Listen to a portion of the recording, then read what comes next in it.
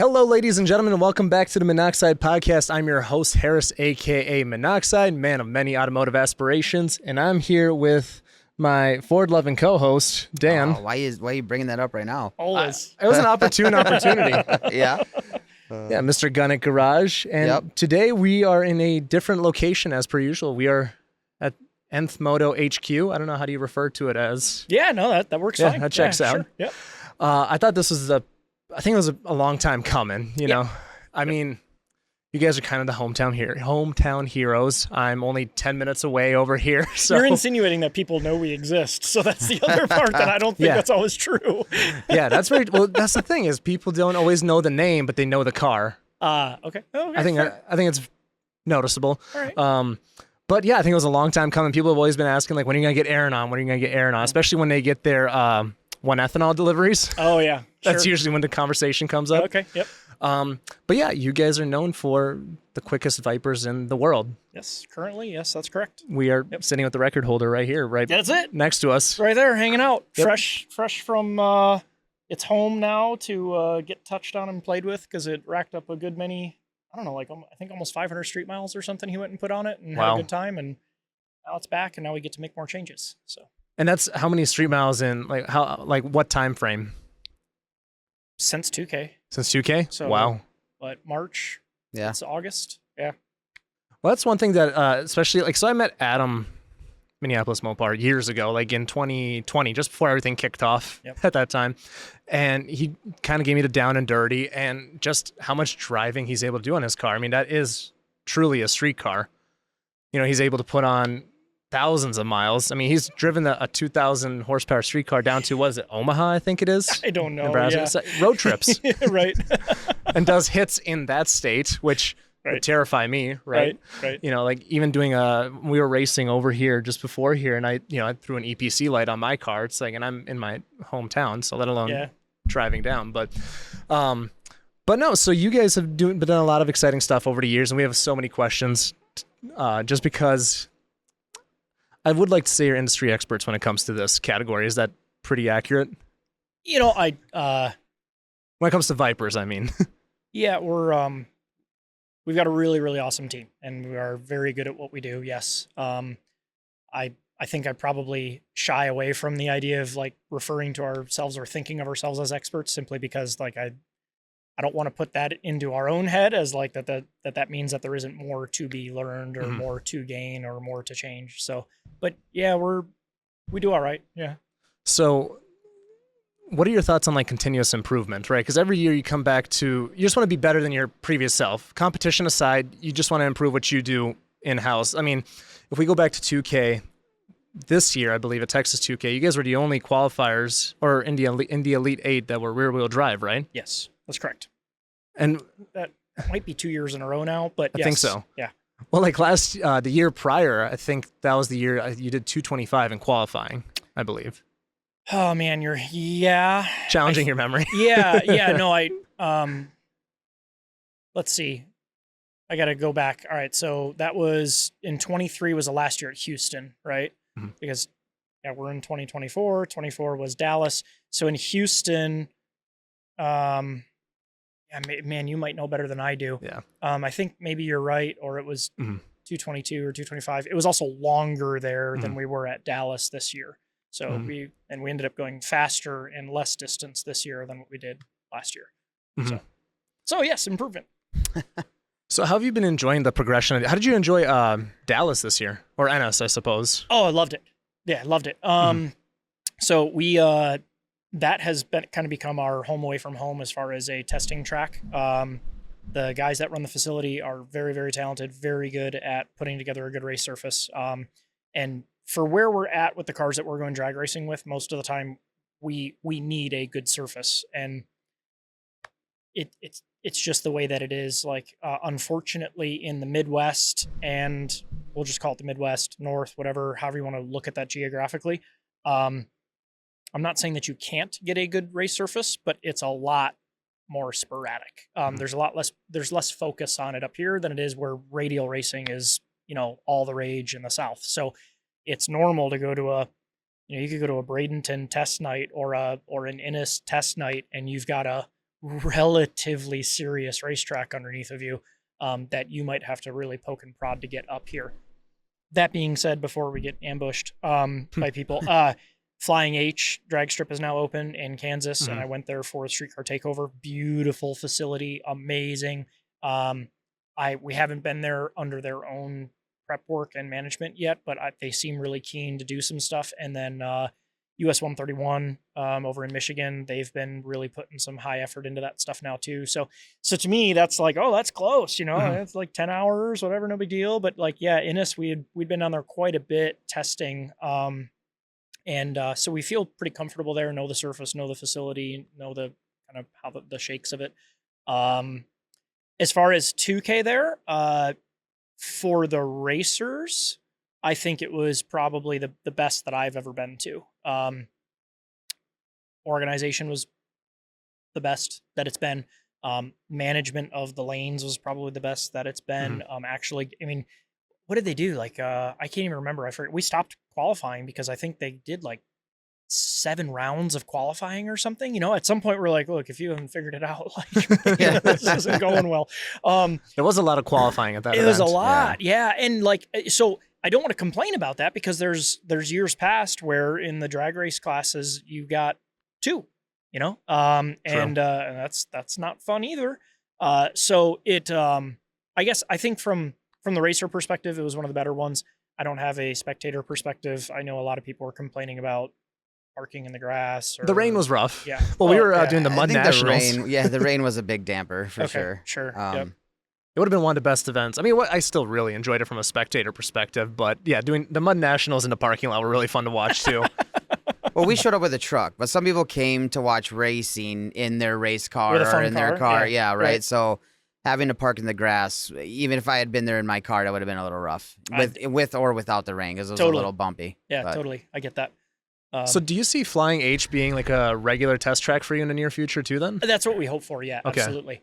I'm telling you, dude, it's magical driving down that racetrack. Like really? It's like just you're floating. Like it's so smooth. It's so nice. And by happenstance bumped into the owner down at the starting line when I came to Streetcar Takeover. Literally, he had just had a shirt on for the facility, and I was like, well, maybe this guy will know who to talk to about talking about, you know, putting a rental or getting a rental going here. And so that worked out really well. And yeah, he's just so motivated to like make it a really phenomenal facility there. Like whatever it seems like, basically whatever expense is deemed needed for it to be a top quality facility. That's what he looks at as like, okay, well, that's what we need to do. So I can appreciate that because I feel like that's kind of how we like to build cars if we can. And that aligns pretty nicely there. So if you haven't been there yet, I highly suggest it. It's on the bucket list. So we were about to go, and then it all kind of fell apart last minute. Well, there's that one event. No, Streetcar got pushed back, right? Streetcar Takeover did get pushed back. That's right. Yep. And that's the one that we ended up going to. It worked in our favor. We had a conflict on the other weekend, and then that opened up. It's like, okay, well, let's go do that. So they do have another one in October. Okay. And it's probably going to be epic weather and all of that. We have a conflict though because that's the Abilene half mile down in Texas, and I think we're going to be at that.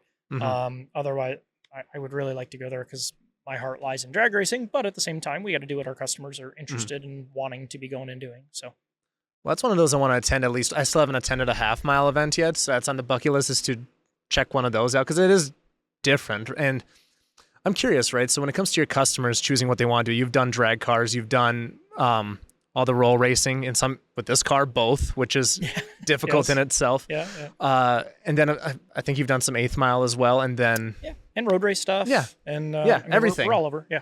So how different is that when it comes to when you're trying to make things mix and match, right? Because I don't think a half mile car will be able to do what a quarter mile car does, or is it able to in any regard? It's a really good question. It's one of the challenges in the place in this little niche market that we're in right now, right? Because we're kind of our own worst enemy as a company there because everybody here is motivated by the idea of like, okay, well, here's this challenge and how can we achieve this challenge? And one of those challenges is, can you make a car really good at all these different things with minor changes to the car. It's hard. It's hard. I would imagine between those two events is gearing is your biggest gearing's a challenge problem, with it, right? Yeah. Absolutely. And the goal would be, can you come up with a way to not change the gearing in the car and yet make it very good at both? Now, certainly you can't make it optimal for both. Like that's, jack of all trades type thing, right? If you want it to be an ace at one thing, then that's one thing. And that's great. And that's a lot easier for us. But if you're the guy that's like, I'd like to drive it and I'd like to go to a half mile and I'd like it to run low sevens and in the quarter. And I'd probably like to take it on a cross country rally. And you're like, okay, well, so you start figuring out like, okay, what are all these things that it has to be able to do? And how far up the ticker? I always think of it as like the old Gran Turismo, when you're like, well, add power and it got faster, but my handling went here or whatever, those types of things, like moving the slide bar, like how do you get the most average of better on all of those things? So I think we've done a pretty good job of that, of kind of finding a way to meld that. That's been come up with our complete own solutions and some driveline pieces and, just stuff that didn't exist that you're like, well, if we had this, then we could probably accomplish something like that. And so then you go to the drawing board and you make it. But that's not a fast road, like you're talking about some pretty long enduring engineering and then prototyping and then production phases. And it's going to come in waves of success and failure at the same time, because there isn't an easy button for, as we were walking through the shop earlier, we were talking about like driveline components, right? Like you can't just say like, oh, press this button and it'll print this gear set that will survive a 4,000 pound, 2,200 pound feet of torque, 3.0 to 325 gearing, like, oh, okay. Yeah. I just need that, that isn't like a grab it off the shelf or order it from Summit and put it in the car. So yeah, you're kind of constantly bobbing and weaving, trying to make those things exist. And I guess to date now, yeah, we've got some cars that have ran pretty fast quarter mile stuff. I say fast, not necessarily quick at that point. And that probably also depends on who you talk to. But we've got cars that can effectively, you can drive it, you can enjoy it. Not that I would ever condone any of our cars for on-street use. They are for off-road vehicle use only, of course. But they can go sevens in the quarter mile. They can run in the very high 220s in the half mile in that same kind of configuration. They can putz around, drive around, that kind of thing. I don't know. That's pretty well-rounded, I would say, at that point. Yeah. I'll just get that a hair closer real quick. Sure. And then, so when it comes to development period, right? So if we ever look at like, for example, Formula One's always a great one to look at, because when they develop something, it's locked in for a certain period and then they're stuck in it for a little bit. And it's going to be, in their case, months. When you need a specific thing, how much development goes into it? Is it like a 3-month deal, 6 month, a year? I mean, what's the longest you've waited for something that was just necessary to do what you do? Another good question.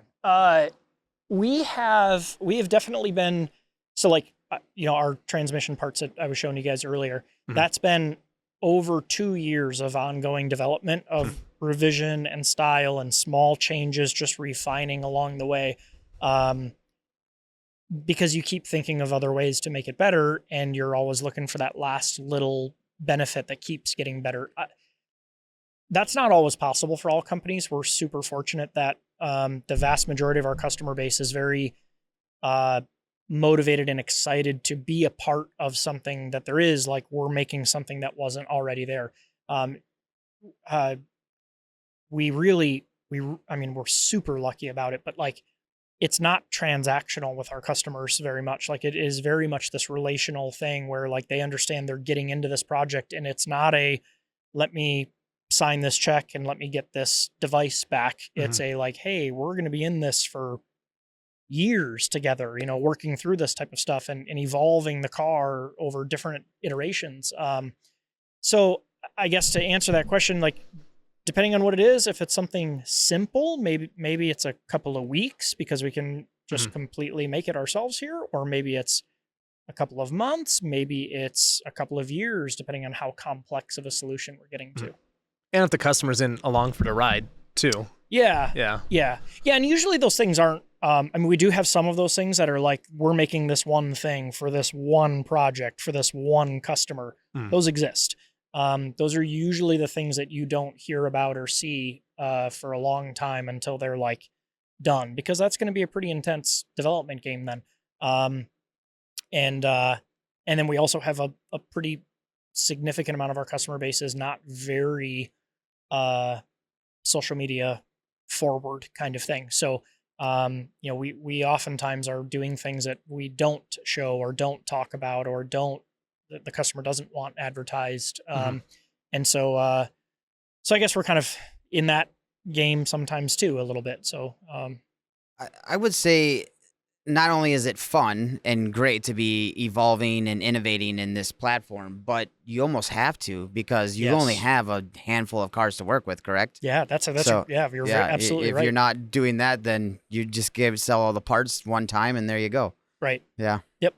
So, and you also need to keep, like in any sales thing, like I don't think I'm a very good salesperson. So I probably should be, but, like in any sales thing, you're trying to solve a problem that somebody has that they're looking to purchase their way out of, right? Like maybe that problem is I don't have enough power or don't have enough traction or, name whatever it is, or maybe it's you're just hungry, right? Like in any case, it's like there's a problem that needs solved. It's kind of an addiction for a lot of people, right? And I know it is for myself, and I know it is for everyone here. Like we're hungry to solve the next problem. And so then you create your own monster there of like, you finish something, you're like, well, this is awesome. And then you end up nitpicking it of like, well, but we could have done this or this or this or this. And then there becomes the next iteration. And then from that one, then this one. So I think we're good at not getting complacent. Yeah. And that is important because there's just not that many. And, we want to do them. Before we get too far into the show, I wanted to take a moment to talk about Raise a Hood. If your daily driver is having issues, aka your beater you got off Craigslist, Raise a Hood's telemechanics and AI tools can help you diagnose and solve the issues you may be dealing with for a fraction of the cost. All you have to do is add your car to the Raise a Hood garage to get started. You can provide the AI tool, also known as Gus, with the specifics of the issues you're having, and it'll help you narrow down what the culprit is. It's a great way to bounce ideas off of to figure out what actually might be the problem. You could then select from a variety of solutions to explore the cost and difficulty of doing the repair yourself versus taking it to a shop. If your car doesn't have detailed solutions yet, that's totally fine. Just go ahead and add your car to the garage for free, and that'll let the Raise a Hood team know what to focus on as they continue to develop and grow. If you want to try out Gus or chat with a telemechanic, go to raiseahood.com and add your car to the garage to get started. Use code MONOXIDE-FREE for a 1-month free subscription, or Monoxide20 to save 20% on a 30-minute call with a telemechanic. Let's get back to the show. A lot of you guys know Ratified Motorsport for their RS3, TTRS, 1,000 horsepower hairdresser car builds, but they are so much more than that. From basic maintenance on an R35 GTR to, cute little Volkswagen GTIs like mine, they're able to do a little bit of everything. Whether it's your basic maintenance or an intake and a tune or even a full-blown build, be sure to go to ratifiedmotorsport.com to get yourself booked today, and I hope to see you guys at the shop. So. Right, yeah, and that's why I made that comment first. It's fun to be doing it that way, and I can tell that the passion is there before the sales pitch, right? You're not doing this to sell to the customer. You're doing this because you want to have the best of the best. Yeah. Yep. Well, if it was about sales, you'd be trying to figure out the 400Z platform. Right, and, exactly. For example, just all that. But so I kind of want to go on the opposite of that. How do you stop developing, right? Because you could kind of get stuck in a cycle of, we got to get this incremental upgrade or just progressing. How do you stop? How do you freeze for a little bit and focus on something else? Because and the reason I bring that question up, somebody else asked me to ask you this, and this is one person that I just had to get their opinion on this. Okay, cool. Because they find themselves stuck in this loop. Like, I just got to keep making this better. The customer will never see this, notice it, nothing. But for me, I need to know that it's there and it's perfect in this specific way. Do you find yourself getting stuck in that sometimes? Sometimes, yeah, definitely. And it's not always an unhealthy thing. But it is an unhealthy thing because you have to look at this in in two aspects. And this is what I think is pretty unique in the automotive space as far as businesses goes, is I think probably 99% of us all got into it because it was a passion, not because we were like, hey, you know how I'd like to work a lot of hours and not make a lot of money? I'd like to build cars, you know? Yeah. But you know, it's a hard industry to create a living off of, especially it's a hard living to be able to succeed. I hate to say it that way. Like, I'm not trying to down or make it sound like doomy and gloomy or anything, but like, it's not an easy place to make a home as a business. And because most people that get into it start from the passion, it's challenging to step back from that a little bit and go like, okay, I have redone this box 6 times now, and I'm going to get paid for it once. And that's hard for anybody that's a true craftsman to be able to know when is it time to call it a day on that project or not. I don't know that I know the answer of how to do it either.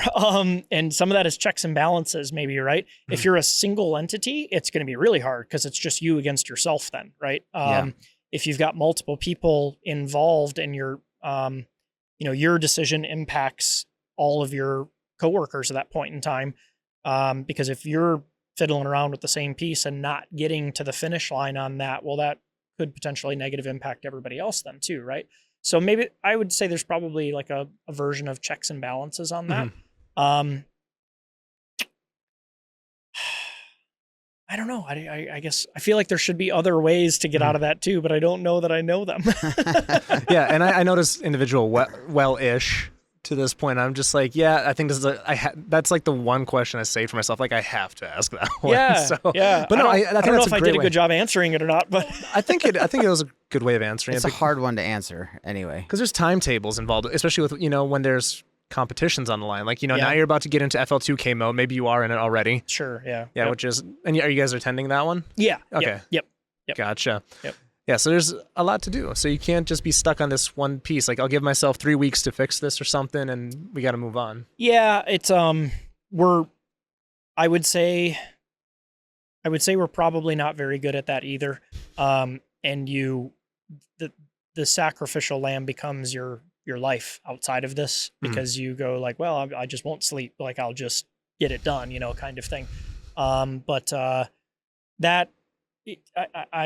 Whoever's asking the question, like, it's a good question, and it's a good thing to reflect on from the business viewpoint in this industry, which is pretty different than the passion viewpoint in the industry. But I think it's important to be able to walk that line if you're gonna make a living out of it or support for others, as a company and provide livings at that point.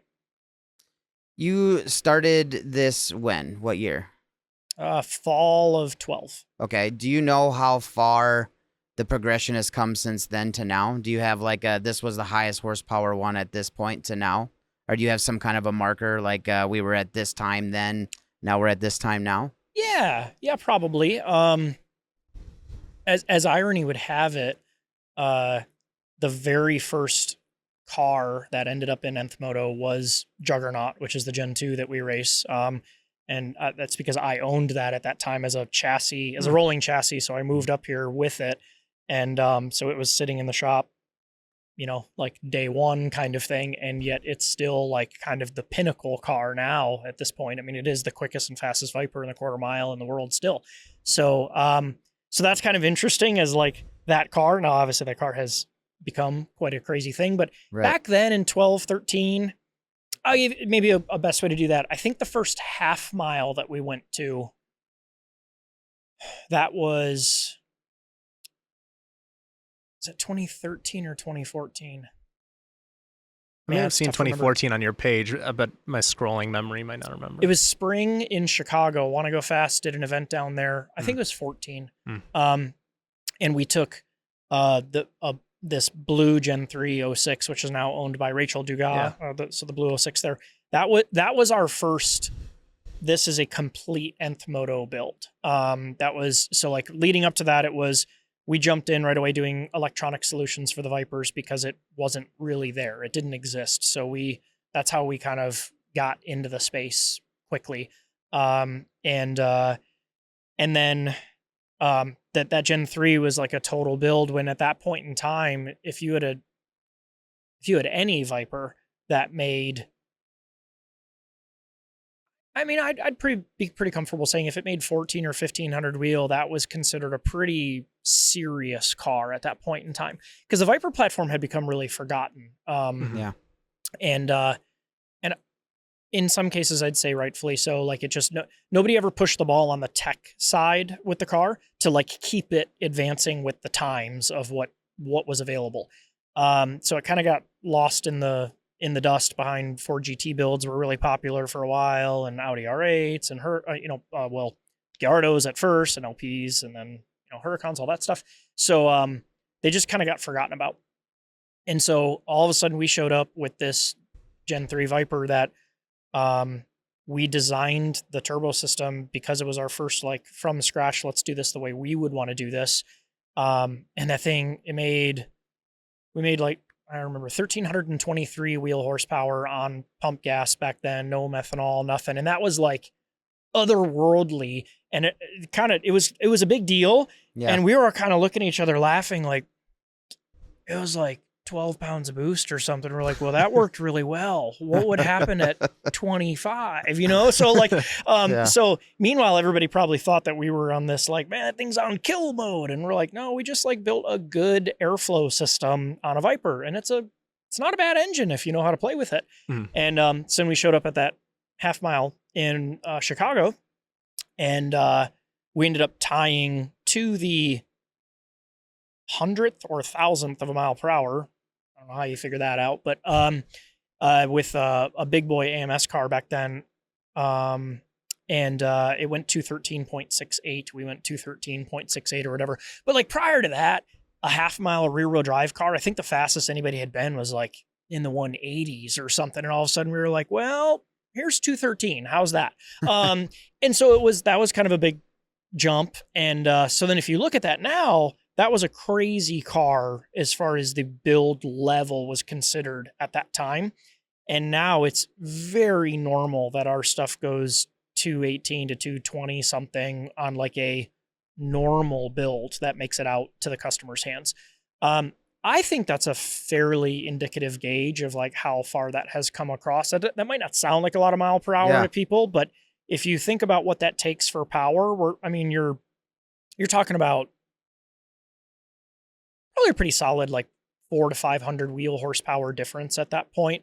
And having to make it's different when it's like, this is the one that made this pass, and like it only has to make a couple passes and it can go back to the shop and get checked out and worked on or whatever, compared to like sending the car away. And now it's going to live out of your control, and it has to try to perform like that whenever that customer decides to take it to an event. Those are two totally different cars. Yeah.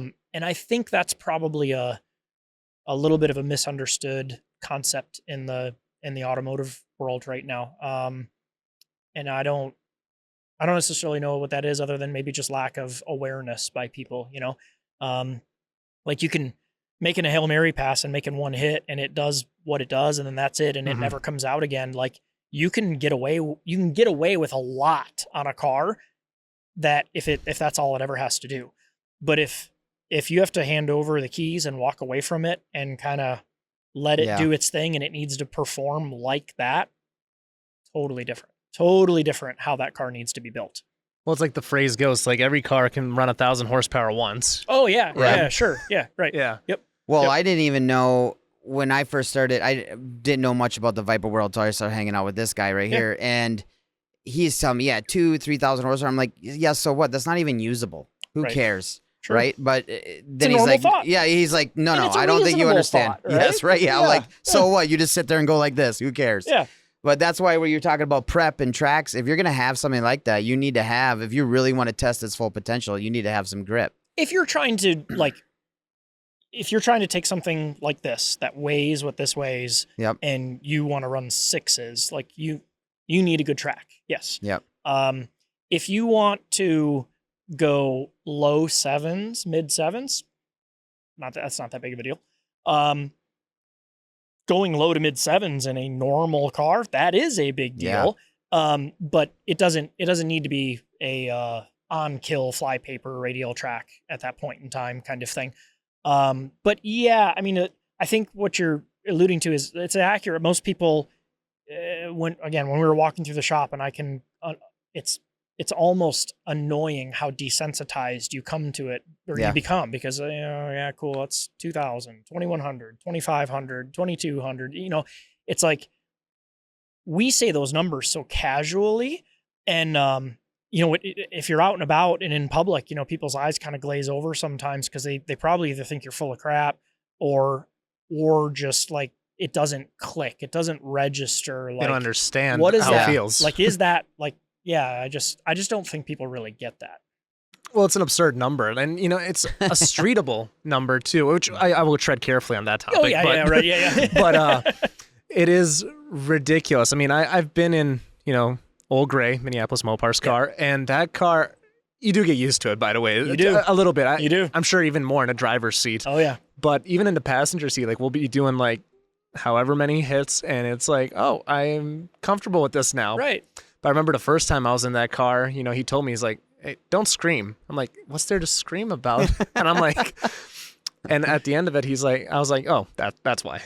You know, it's usually one of two reactions. I'll say one of three. You get scream, hysterical laughing. That would be me. Or silence and just awkwardness, you know, like, and that's usually like the brain catching back up to like, what did we just do kind of thing. Yep. It was the silence to the hysterical laughing. And I have that on video too. So you can hear it at the end of the hit, and then it's like just quiet, and then just me just, it's one of my that's one of my favorite memories of all time. And that was a 38 degrees outside day. Yeah. There was no traction to be had. That's cold for Mexico. That's crazy. Yeah. Mexico gets really cold. And it's yeah. And that's kind of where power management kind of comes to mind as well. Big deal. Like that was my first time hearing the word Motec, and I'm like, okay, what's that? You know? Yeah. Is that's probably what you're most familiar with here? I'm at this guessing. point, yes. Yeah, absolutely. Yep. Would you work with back in the day? Like, let's say if you go back to 2013, 14. Sure. Yeah. AM Infinity. Gotcha. Okay. Yeah. Yep. Which I love. I mean, it was a great ECU. It's still a great ECU. I'm a little sour over that when Holly bought the company. Mm-hmm. They kind of killed the product line, like no more support, no whatever, no warranty, no anything. Like, and don't get me wrong, it had its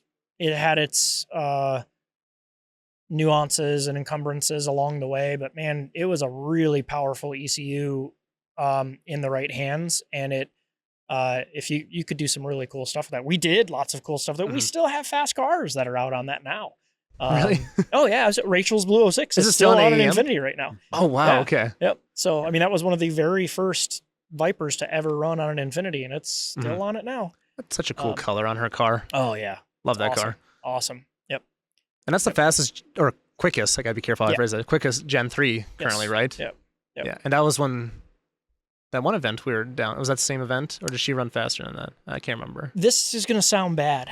I don't remember. It's mostly because year. she has normalized pulling up to the tree and going mid sevens, and I'm like, oh, I don't know. Was that better than last time? Like she went like she made a lift pass, went 780s, then went a 767 maybe or something. Yeah. I think has it been 40s now or 50s? I don't know. All I remember is that she reset the record. Yeah. Because that car previously held the record. Yeah, I think, it right? was. Yeah, it was already at that point. It's 788, and then she like accidentally did better than that, and then like just kind of kept going. She's such a good driver in a car. Yeah. So level-headed, so good at taking direction, so good at giving feedback.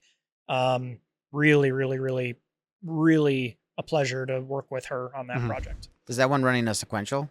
No, it's a Turbo 400. Oh, okay. Yep. Yeah, both her and Will, like, you know, just perfect customers from the outside looking in. So that's cool to see. Well, they're great people, and we've developed a really close relationship over years, and we love doing projects for them. They apparently still love us doing projects for them, so that's good. And we'd like to keep it that way. But yeah, we got some cool stuff a couple of cool projects in the works for them that you guys will see. That'll be neat. Is that a relationship you had with them beforehand that they ended up with your shop car? Or is that like you posted it up on Craigslist and this is how you met them? I mean, how do you get rid of a car like that? Definitely Craigslist, yeah. Yeah. It's the shortest version of that I can say is Texas Invitational was this big race thing that, was kind of like a highlight event to go to back then. Mm-hmm. And yet again, another place that Viper had kind of faded away from because the Lambos had really kind of taken over and GTRs became a big deal, rightfully so, and we were these goofballs that showed up with a Viper and but one done the way we would do it, and it did really well, and did really well our first year there. Came back next year and did extra well. I think we get second that year. We got second in overall and first in the two-wheel drive category. Man, that's reaching on the memory bank again. Holy cow! But just memory lane today. yeah, there'll probably be a good bit of that. And Will had a mega awesome Supra. And it was called Booger, I think. Right? Yeah, known as Booger. Yeah, yep. And at that time, Booger was still walking the line of like street Supra. So it was on a tire, on a 400, on a I don't know what version of an 88, on this dry sump, awesome, beautiful engine bay. Like it was a very nicely done car.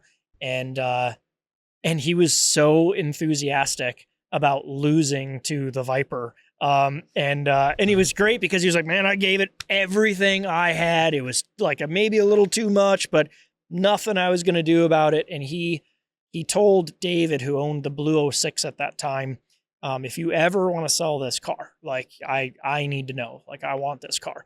So it's very, very cool that later he met, who's now his wife, Rachel. And that was like her poster car kind of thing. Like she loved that thing, Mm-hmm. and he ended up getting it for her for a wedding present as a big surprise. And we brought it down and had it in the garage and all that. And that was cool. It was really, really cool. But yeah, so as far as Juggernaut came into that, like we had done Will's silver ACR Viper. Colossus. Yeah, right? Yeah. Correct. Yeah. We call that Colossus. And it was a stock engine turbo Gen 5 at that point, which that was when I started to learn who Will was, of like, well, I don't really care if we blow it up. Like, I just want it to be fast and whatever. And thankfully we never did break the motor in that thing. I don't know how, but he did really well street racing the car. And basically if you ask him, he'll say, and it's weird for me to retell the story, but he'll say he couldn't believe that like what I told him it was going to cost at the beginning of the project is what it cost at the end of the project. And he had never experienced that before. And then the car did what it was supposed to do. And that was a big deal to him. So anyways, he got into this conversation with me one day about like, well, man, I kind of want to build a drag Viper. And in the background, I had Juggernaut sitting as a rolling chassis with the cage already done and all this stuff. And I was just never going to get around to it. Like I wanted it to be a drag Viper. And so I showed him a picture of it and he was like, yeah, I think I want that. And so then he and Rachel flew up here and we showed it to him, and that's how it happened. Yeah. So, Cool. And it's really turned out amazing because he gave us the opportunity to build that car in a way that I could have never dreamed to do it ourselves. And it's so rewarding because he appreciated it so much, and he's just been a dream to work with on that thing. And we accomplished all our goals. Like it went 668 at 220 in the quarter mile. It was still 3960 or 3980 pounds at that point. Pretty silly, still IRS. It's just a really, really cool car. So, well, there's something that has to be said about, sometimes you have customers that want to push the limit and push the industry forward, but they can't find the right shop. In this instance, you guys kind of have this, for lack of a better term at the moment, is vibe. Yeah, sure. Or kind of like mutual goal. Yep. And that is really cool to see. It's like you just kind of keep one-upping each other. It's like, all right, we did it. Now they have another idea. Yeah. Yeah, basically. Yes. So what's the next hurdle What's the or goal or I guess what drives you? What drives you? Is it customer cars? Is it competing? I mean, I think a big part of that really has turned into over time. I probably have learned that customer satisfaction is what is a driving force, right? Like if your customers are like, if they want to go faster, like, well, then we should help them go faster. I know that sounds probably really simple at the surface level, but I think there's probably some companies that lose sight of that. Like they let their own personal goal get in the way of maybe what the customer is really looking for. And at the end of the day, it doesn't really matter what we want it to be. It matters that they're satisfied with what they got out of it. So you need to set that expectation, be clear about what you're trying to accomplish, and then, push the ball towards that goal. On a personal level, yeah, I mean, we always want to go faster. Like there's no version of like fast enough. I'm saying that, and then in my head I'm going like, well, unless we're talking about like half mile stuff, I think everybody's crazy for how, UGR just went 260. Oh, yeah, that's in the car that we got to race against at in the Elite 8. That's the gray STO. Yeah, that's right. Jeez. And yeah, so you think about that and you're like, man, we got the opportunity to run against this car that later went 260 miles an hour in the half mile. Like that's absurd. And I think that's DCT still. I think they may. That car's a sequential. Oh, that one's a sequential. Yeah, yep. No, it was the R8 that was DCT. Correct. That one went 244. Still amazing. They must have figured something out over there. Those numbers are just, for lack of better terms, batshit crazy. And I think that's so impressive and so cool. I think I'm too big of a sissy to want to do it. Because drive it. I don't want to drive it for sure. I'm okay saying that. That doesn't bother me at all. I as somebody who has unfortunately wrecked this car at over 200 miles an hour at a racetrack, the wall was a saving grace in that scenario. If that had turned into the grass, that wasn't going to go well. So like, I guess I don't really feel like one experience should like flatten the board for you and be like, okay, well, this is the only way to go forward. Now, I don't think that's necessarily the right call, but I do think people need to be really aware of like just how dangerous that stuff is at that point. Because the thing that is kind of a fairly universal truth, and people have to own this, is that there's a lot of people that are going 210, 20, whatever miles an hour that have not got a lot of drive time under their belt at any elevated speed. And I'm not trying to like poke a stick at that and say that like shame on all you guys. It's just like be aware, like, if you lose a tire or this, like there's not necessarily a lot, if you don't have that muscle memory yet of like parachute out because the car's starting to move, like whatever, if that's not there, then you are at a pretty risky scenario then at that point. That's my old man talking. Okay. So, that, but it's reasonable as well. I mean, everything gets exponentially harder on the components when you're doing anything over 200, anything over 100, let's be honest. Yeah, sure. It just gets a lot crazier. It's not just that you need more horsepower to go faster, but you're weighing down everything. There's just so much at that point, the wind, everything takes a factor. Absolutely. I mean, it's like, it's crazy. Massively. The weather itself is an impact because like air density is a factor in how does that impact the aero on the car. Air density, bringing in, if it's a turbo car, what is the turbocharger inducing at that point to then generate the manifold pressure that you're after? Well, if it's a hot, sticky day and you're at the end of what you have for turbo capacity anyways, like your back pressure is up, like everything is working harder. So in your head, you're like, oh, I'm not running any more boosts than what I have. Like, okay, cool. But like, that's not the way the engine works. And like, it's not happy today. So there's a yes, there's a lot that goes into that at that point at those speeds. So it's why you see guys that like, it's pretty classically seen that if you've got guys that race 8th mile stuff all the time, they're used to what they can throw the bucket at that thing in the 8th mile and get away with it. And then they go to good air in Maryland at MIR or something and go for a quarter mile and that thing tosses its cookies, as soon as it passes 660 feet, like, yeah, like you can get away with it for 3 or 4 seconds. not 5 or 6, like that was the thermal limit kind of thing, so that's just exponential in the half mile stuff then. So one rabbit hole I went down about 3 episodes ago was cheating dynos and all that fun stuff. Oh yeah. And I won't necessarily take that route, but more so It's a great topic though. It is. But more so stress testing the car, right? Especially, so I don't know much about hub dynos. Is that the same sort of deal as like being like it's a resistor? Yeah. Okay. Yeah. So like these units here, I don't know if you can see them on here. You should be able to, yeah. These units here have 2 eddy brake retarders per side, and then fed a whole bunch of electrical energy.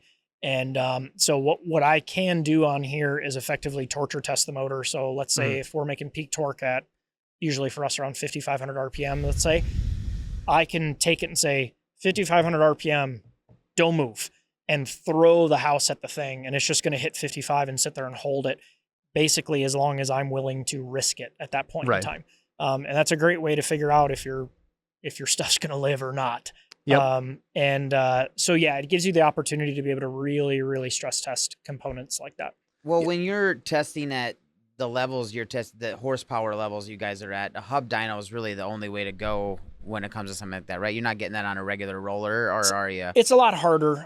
We just went through that because we actually went to Street Machine Nationals and went up for the dyno day up there. Kurt had asked us to bring something, and Kyle was fortunate or kind enough to let us take his Viper up there that we were doing some service work on. And that was my biggest concern. It was like, how are we going to make this thing stick? Because I guess 1875 was like the record at that event.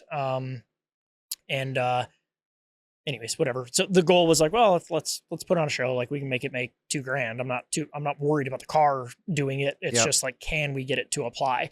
And the way we did that was effectively, the dyno run was starting at about 60 miles an hour, and at end of peak power, it's about 224 miles an hour wheel speed. Jeez. So if you listen to the dyno pull, it's actually like super boring. And people were talking to us after, like, it didn't really sound like that much power. I'm like, well, it was, and it's a lot of mile per hour. It's just over 1 gear. So like, it doesn't, it's not like this, woo, zip it, and then it's over with. It's just not very dramatic, because I was just tapering the power in really slowly. Yeah. So like, it only made like 1,600 torque or something, which that car's made over 2,100 torque if I like really let it have it.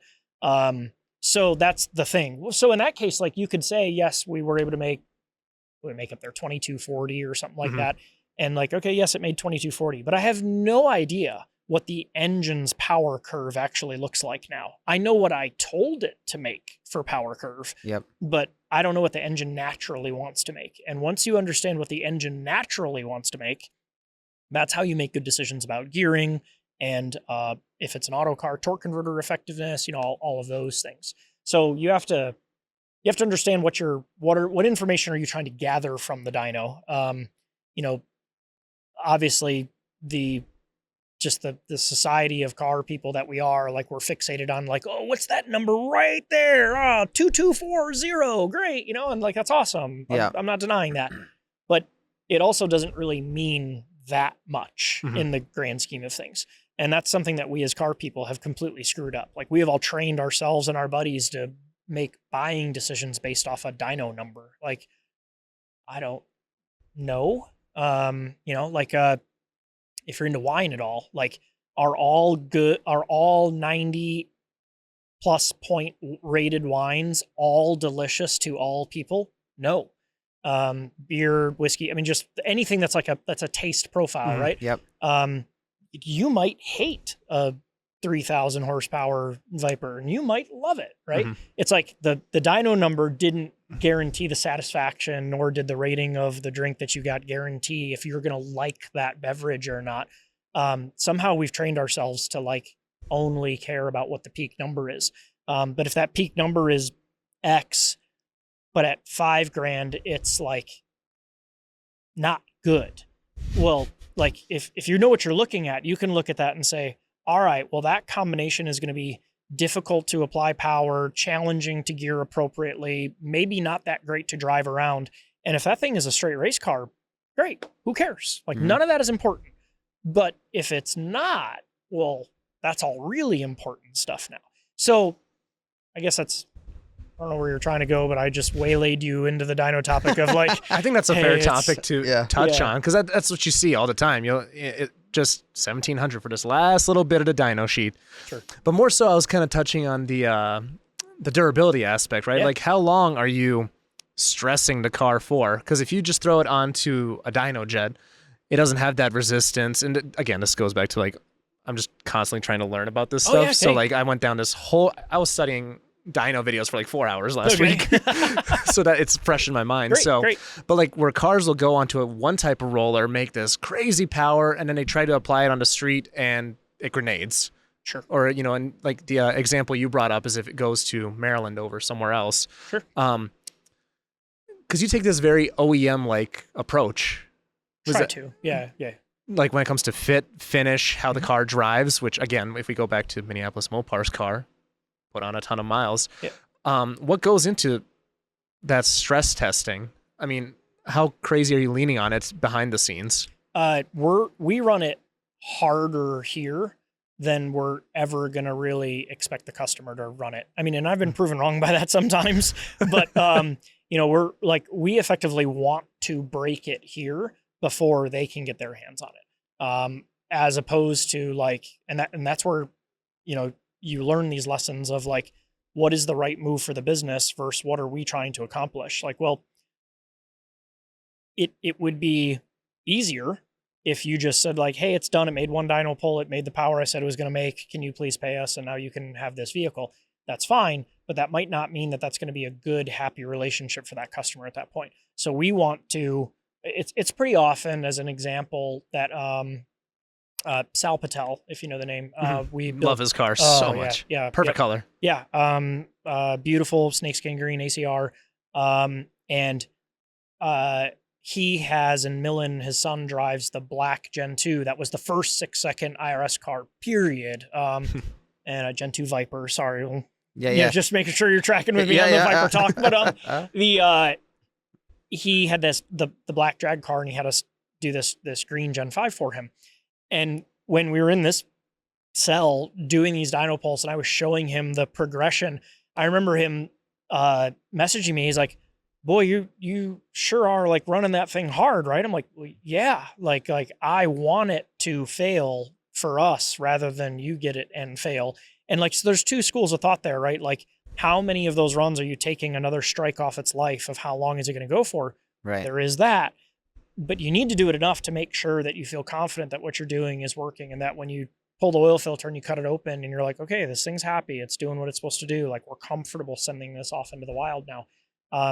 You really, in my opinion, you really should be kind of going above and beyond torturing that car to do your best to make it do something bad before you hand it off. Because this game's hard enough to play if you don't take those steps. And I think a lot of people get into that where they maybe don't go the same distance on the testing side of it.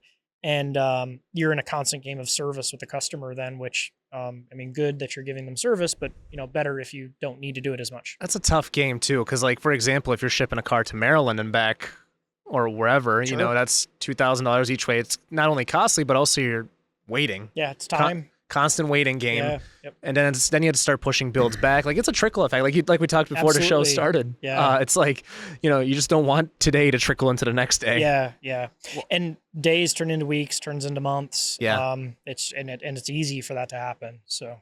Well, we're talking about these numbers and the stress testing, and I got some things that are ringing in my head here as you keep bringing up 5,500 RPMs. You say that's where you're hitting about peak? Usually peak torque. Okay, around so 5,500. how far out do you rev out one of these V10s? It depends on the combination. Most of them are going to be around 7,000 to 7,200. Okay. Some of them are 8,000 to 8,200. Okay. That's about as high as we go. Okay. Because I'm thinking Coyote screams all the way up to, 8,000 plus, no problem. Absolutely. Yeah. So when you're telling me that it's peak at 5,500, some cars don't even come alive until then. So, totally. Yeah. Yep. I guess when you're working with, too, I'm also noticing I make fun of the LS all the time, right? Great. Because it's Good. like it's an Awesome. outdated, like I'm like, you show up to the party with one cam, like, okay, that's cute. That's fair. So but I'm looking at that thing and it is just kind of like a bulletproof, tried and true. I mean, you guys are squeezing out of one cam, just insane numbers. Big tugboat engine. Yeah. Yep. No, it's I mean, there's no denying that a single profile, single cam can do some pretty amazing things. I mean, like you could use the kind of arbitrary example, be like, well, top fuel motor is still, just a good old fashioned Hemi, right? Yeah. And that's fine. Nitro makes all things cool, but it is old school in tech, absolutely. Like, not denying that at all. We're doing some pretty interesting things if you get underneath the surface level, none of which I'm going to talk about on here, but sure. But yeah, it's you have to think, an engine is an air pump. Like, you got to think about how do we make this thing happier at moving air. And Ford guys are blessed with people that were intelligent enough to, at some point, probably, look over their shoulder at Honda behind them and be like, oh man, those guys got 2 cams. We should do that too. Yep. Sorry, I'm just giving you a hard time. No, but, that's cool. No, technology goes, sometimes they don't always develop it, but it changes, things evolve, right? No doubt. So, but they were smart enough to get down the pent roof chamber dual cam route, and they were smart for doing that, in my opinion. I love mod motors. I think they're killer. Coyotes are super cool too. It fascinates me that people are like mystified, that they're like, it's we get it all the time, actually. I think just recently there was a YouTube comment on our channel about this thing. They're like, oh, all this power and whatever to get smacked around by a 300 cubic inch Coyote. I'm like, yeah. Yes, you're right. Like, yes, it has amazing cylinder heads. It revs to the moon. It's still not a small engine in the grand scheme of things compared to most that are equipped with airflow like that. So yeah, you are correct. And that's all. People are like, oh, well, now I don't know what to argue about on the internet, but like, why are people fascinated that it exists, that it can make power? Like, a Honda B series is a killer motor, with boost. I mean, they're okay all motor, but like it's a great air pump. Like, the mod motor was a great air pump most of the time. If you want like power to weight, it's insane what those guys are doing. Yeah. It's great. Yeah, it's amazing. So like, I always just find it funny that like people are so fixated on this thing of like, it's only 300 cubic inches. Like, that's not like a small engine necessarily compared to people that are used to like import stuff, right? Right. And if you wanted to go down that argument, the rotary guys could fly a higher flag than all of us, kind of thing, So we got one of those in our camp. So good. Yeah. I secretly love those things. It's not so secret I do too, now, but don't tell Jay, please. Oh my god! I bet you we have to give him shit. It leaks oil all over the trailer all the time. Perfect. But you know what? Great. It's pretty impressive. Is it Marvel Mystery Oil, the premix stuff? He's doing that too. No, I think this is coming right out of whatever it has underneath that holds oil. And if it's I'm not even sure. Those things are mystifying to me. Yes. Yeah, and there's a triangle underneath the triangles that holds more triangles inside. Yeah. No. So that.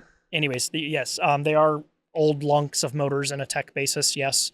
They are much better now than what they started off as generationally. Like finally in 2008, Chrysler loosened the purse strings or whatever they did, and the engineers were like, oh, cool, let's put an actual halfway okay cylinder head on these things. And all of a sudden the world opened up, So that was really a big change in the evolution of them. Do you have a generation you turn away or go, I mean, some of them really early ones, the bubble ones with the crappy interiors and all that stuff. We don't really touch Gen 1s. Okay. That's the very early 92 to 90. It gets confusing in there, but 96 or so, 95 and a half, whatever. We don't really deal with Gen 1s. Okay. It's not our bag. I mean, there's some inherent problems with them that we really know how to fix, but as you've seen, it's not like we have a bunch of space to just roll service cars in and out of here all the time. So that's not really in our wheelhouse. So other than that, no, it's not like we're a hard no to anything that's not a Gen 5 or that's not the real answer. But at the same time, we are so busy with late model work that it's kind of hard to always make time for the earlier, and they're getting to be old cars, like people have to acknowledge that and accept that. It's crazy to think about it, but you see a Gen 2, like if it's the breakout of that, 1996 was the first time that the coupe came out, and those are super cool cars. It's 1996, it's 2024. Like, Wow. maybe, yeah, right. Maybe turning that into a 2000 horsepower car is like, you know, we're going to have to think about things like the radiator fan, you know, or like, how's your water pump? You know, like, I mean, there's just some things like that you're having to recognize that it's still an old car and there may be some things that have to be dealt with and they're not exactly always the easiest to get parts for. So, so there's some of that. Do you have a waiting list here right now? Yeah. Yeah. Yep. Yeah. We're usually running, depends on project complexity, but usually we're running at around 6 months plus or take on wait to get a car in.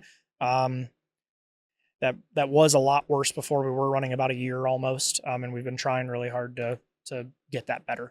But there's no free lunch. Like there's no way to just get them done faster because, even if I would let my business brain take over and want to push for quicker car completion, all of the guys here are so passionate that they're going to fight me right back and say, no, we're going to do this right. And that's what they need to do. And I'm happy that that's the case. Well, it should be a red flag if you're like, I'll have it back to you in 2 weeks. Yeah. No, that is not us. Yeah. So yes. So we are pretty much always on a wait. Okay. It's a hurry up and wait game.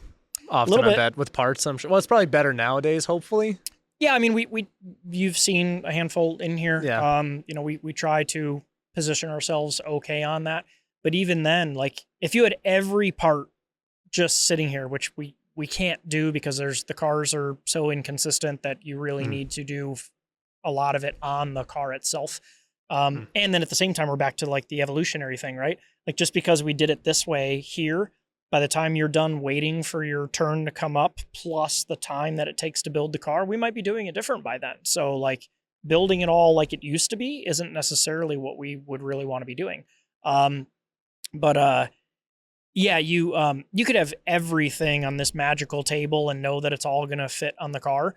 And it is hundreds and hundreds and hundreds of hours still to get the car to completion phase. And then there's a bunch of calibration time, and then there's a bunch of post dyno time spent on it. And so, yeah, there's no fast version about it. Do you have levels? So I see a lot of twin turbo stuff, right? Do you do superchargers, anything like that? No, not really. Okay. I can dive into why if you want to. Sure, no, absolutely. So, I mean, like centrifugal blowers are super cool. I love them. I love the way they sound. I think that's really neat. Yep. Historically, it's not a great option for a Viper. You know, as you mentioned, they're a big lunky motor, right? Well, they're actually physically big. It's a very long crankshaft.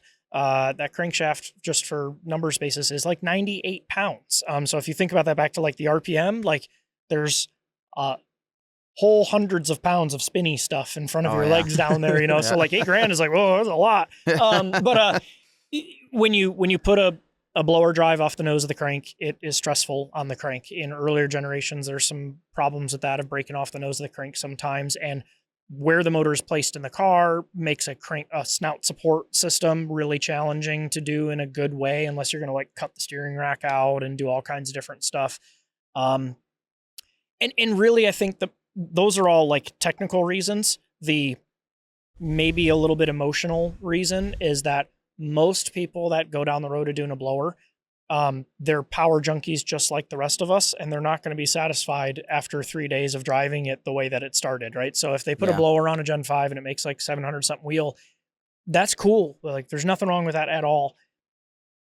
I just don't, at least our customer base, there's not a lot of people that are going to be okay with that besides like day one of like, hey, now I'm driving my car. And then they're going to go, okay, cool. Now what do we do?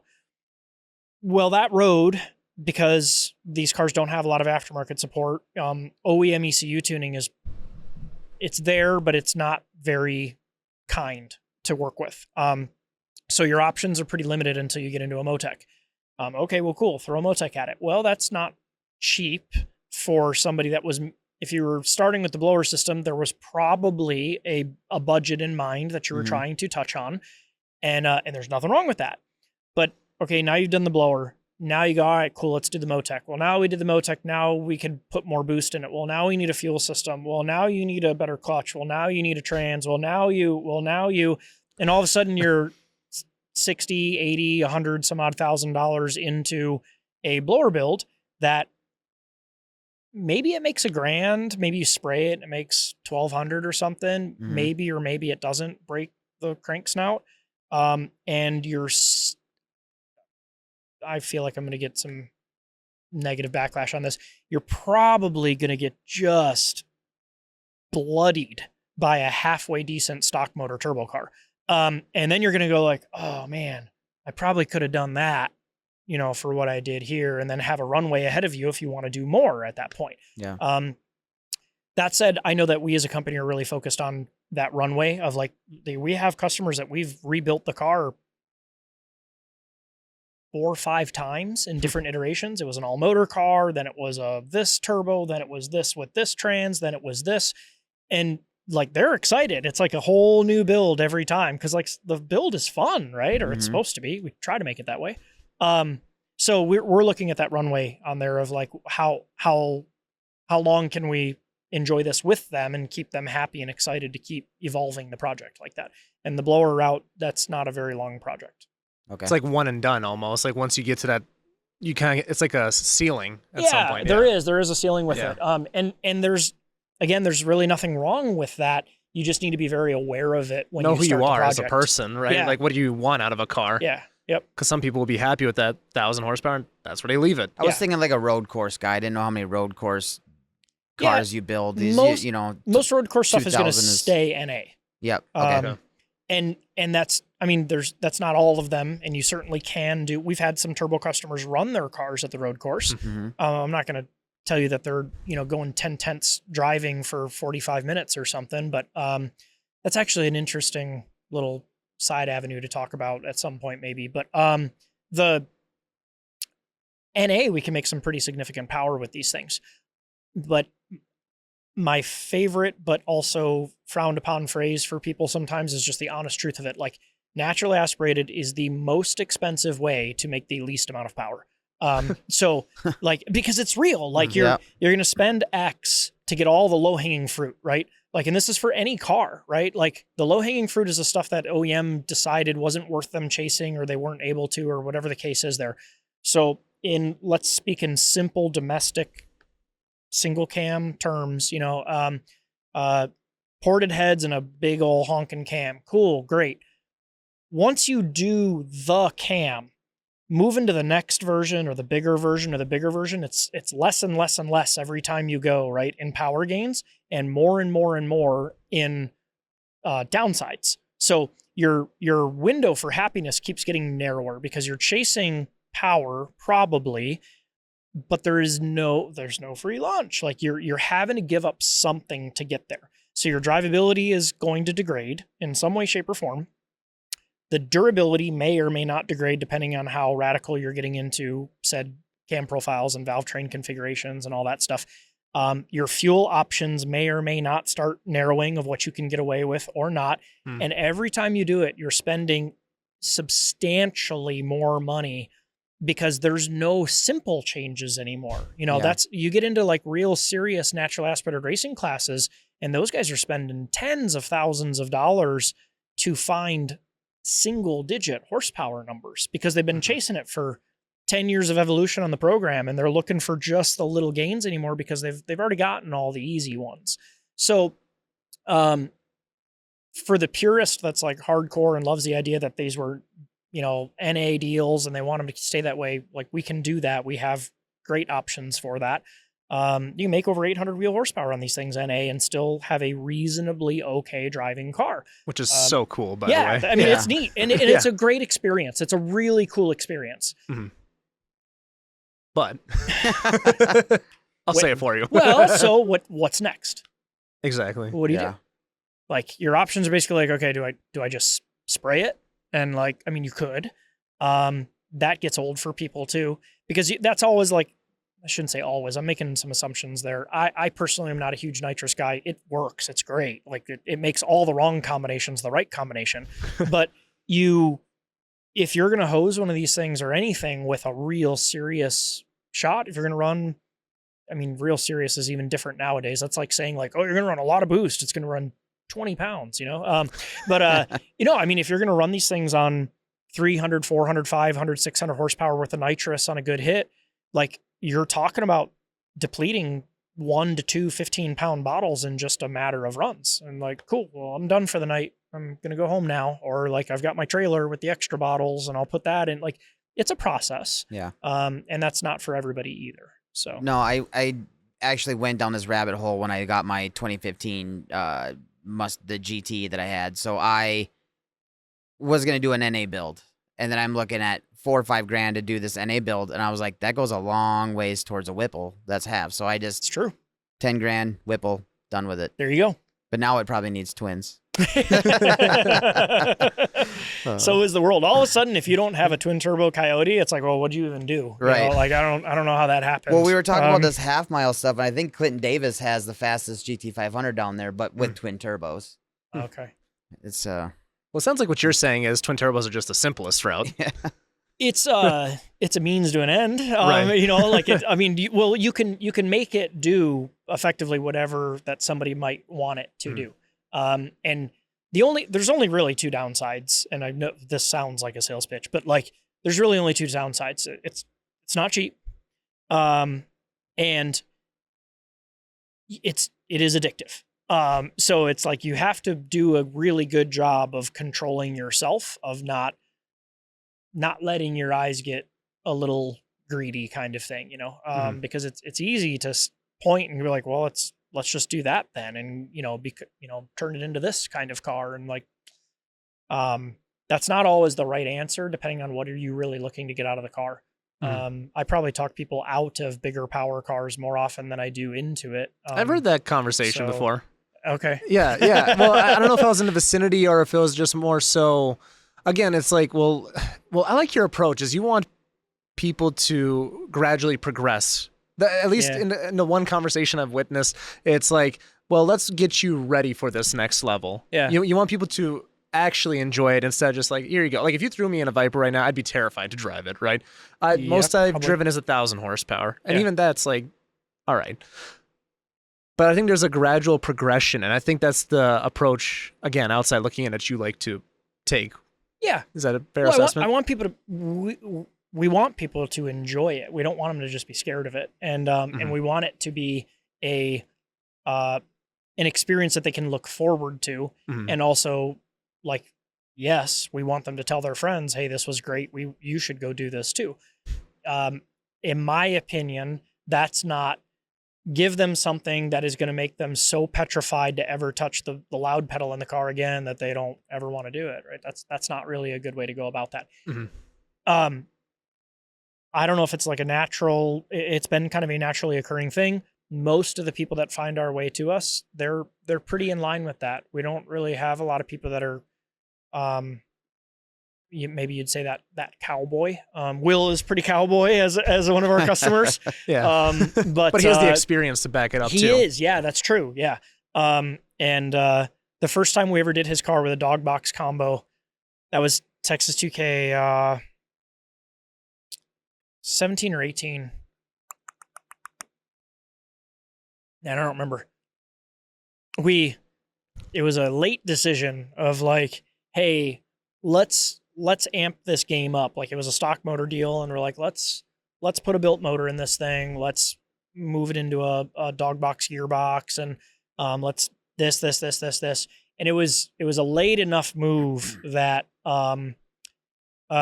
we didn't even dyno the car. We just like went down there like, we'll get it working kind of thing, which is not us. That was not the plan. And thankfully we did a pretty darn good job of like having a good understanding of what we were doing. And so it worked really well right out the box. But the first time Will drove the car, we got in it and I was explaining to him like how to drive it on a dog box combination.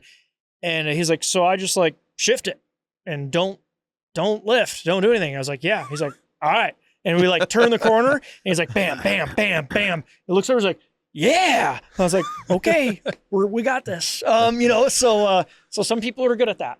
That's not everybody. That sounds like him, by the way. Yeah. Oh yeah. And a few times I've met him in person. Oh yeah. Yeah. That went from like, so the true story of the way that played out is that, So yeah, you got to rewind this. Like in 18, I think it was 18. I don't remember. It was on the cover of the 1320 DVD at the end of it and all that. Mm-hmm. And TRC was out with us at night because we had Will's silver ACR, Mm-hmm. which was a built motor dog box combo. Philip had Mud Truck out there, and it was a stock motor turbo car at that point. And then Jake, who's a local guy, had the black TA2, which had already been 7s at that point, and he was out driving around with us. I don't know, like I don't feel like this should have been the answer. There should have been some big boy GTRs or Lambos that tore us up, but it didn't happen. And I look back on that, and I go back and I look at that data, and those cars were actually fast way back then. And what I mean by actually fast is like on the way it was geared, the spool combination, it was a small cam, it was big torque. It was just a real hard hitting combo. I guess I didn't know how hard hitting until we got home and we dynoed it after. And it all started to make sense. But that thing was going low 360 130s back then, which nowadays is thought of as kind of normal. But back then, even for all-wheel drive stuff, that was fast. And Will is a good street racer, and he would leave hard. I remember him running that Schweitzer Goliath GTR, and like you would hear that thing unrolling anti-lag, and it was like there was a light, like a millisecond of hearing that thing come off the retard. Will was on it, had already in boost, like we're moving here. Sorry. Apparently I got excited. Yeah, he was great at that. But even back then, that thing, we ended up coming and dynoing it. That was back when we dynoed up at DB on their big 248H dyno they had. And on the third hit, the thing just like flatlined it at 1800 wheel up there. We're like, oh, okay, well, that was good. So we all of a sudden learned really quickly that we had like moved the bar really quickly with that car at that point. Mm-hmm. And that thing was the real fast street car for a long time. Low 360 130s is insane. It's fast. Yeah. It's For a fast. good old muscle car, American muscle, that's awesome. Yeah. Compared to what you're going up against. Yeah. I am really impressed with the ZR1, C6 ZR1 platforms Cool right cars. now. I've been paying attention to those closely because of Caleb. But it's really cool to see what those things are doing, without twins. Yeah. Yep. So They have the most magical gearing for draggy racing. Like those guys are really, really for draggy gangster racing. at that. That's a true thing now. Yeah. You know what? Like that's a really an interesting thing, right? Like I think we found a way to take drag racing remote and virtual, right? And right. and people are, if we were at a meet and we're in Mexico and it's not me. Okay, let's start over. If there's a person in a car and it's a known car that has gone, I don't know, 320s, okay? And like you're sitting over there and be like, man, I've only ran a 350. I'm not gonna run that guy. Like, what? Like, why? Where did this happen? Like, why did it turn into this like this thing of like nobody ever wants to, look, I'm competitive. I don't want to lose. Yeah. But like part of the fun was figuring out where are you and like what can you do to improve yourself. And what I think people have completely lost sight of is that it's street racing. Like you see this in the organized roll racing, like a little bit of a difference on the hit completely eradicates tenths in a 60 to 130. So like it comes down to like how. So like, okay, cool. Maybe that person has it figured out that in the ideal optimal scenario, that car runs this number, but in 90% of the runs, it runs this over here.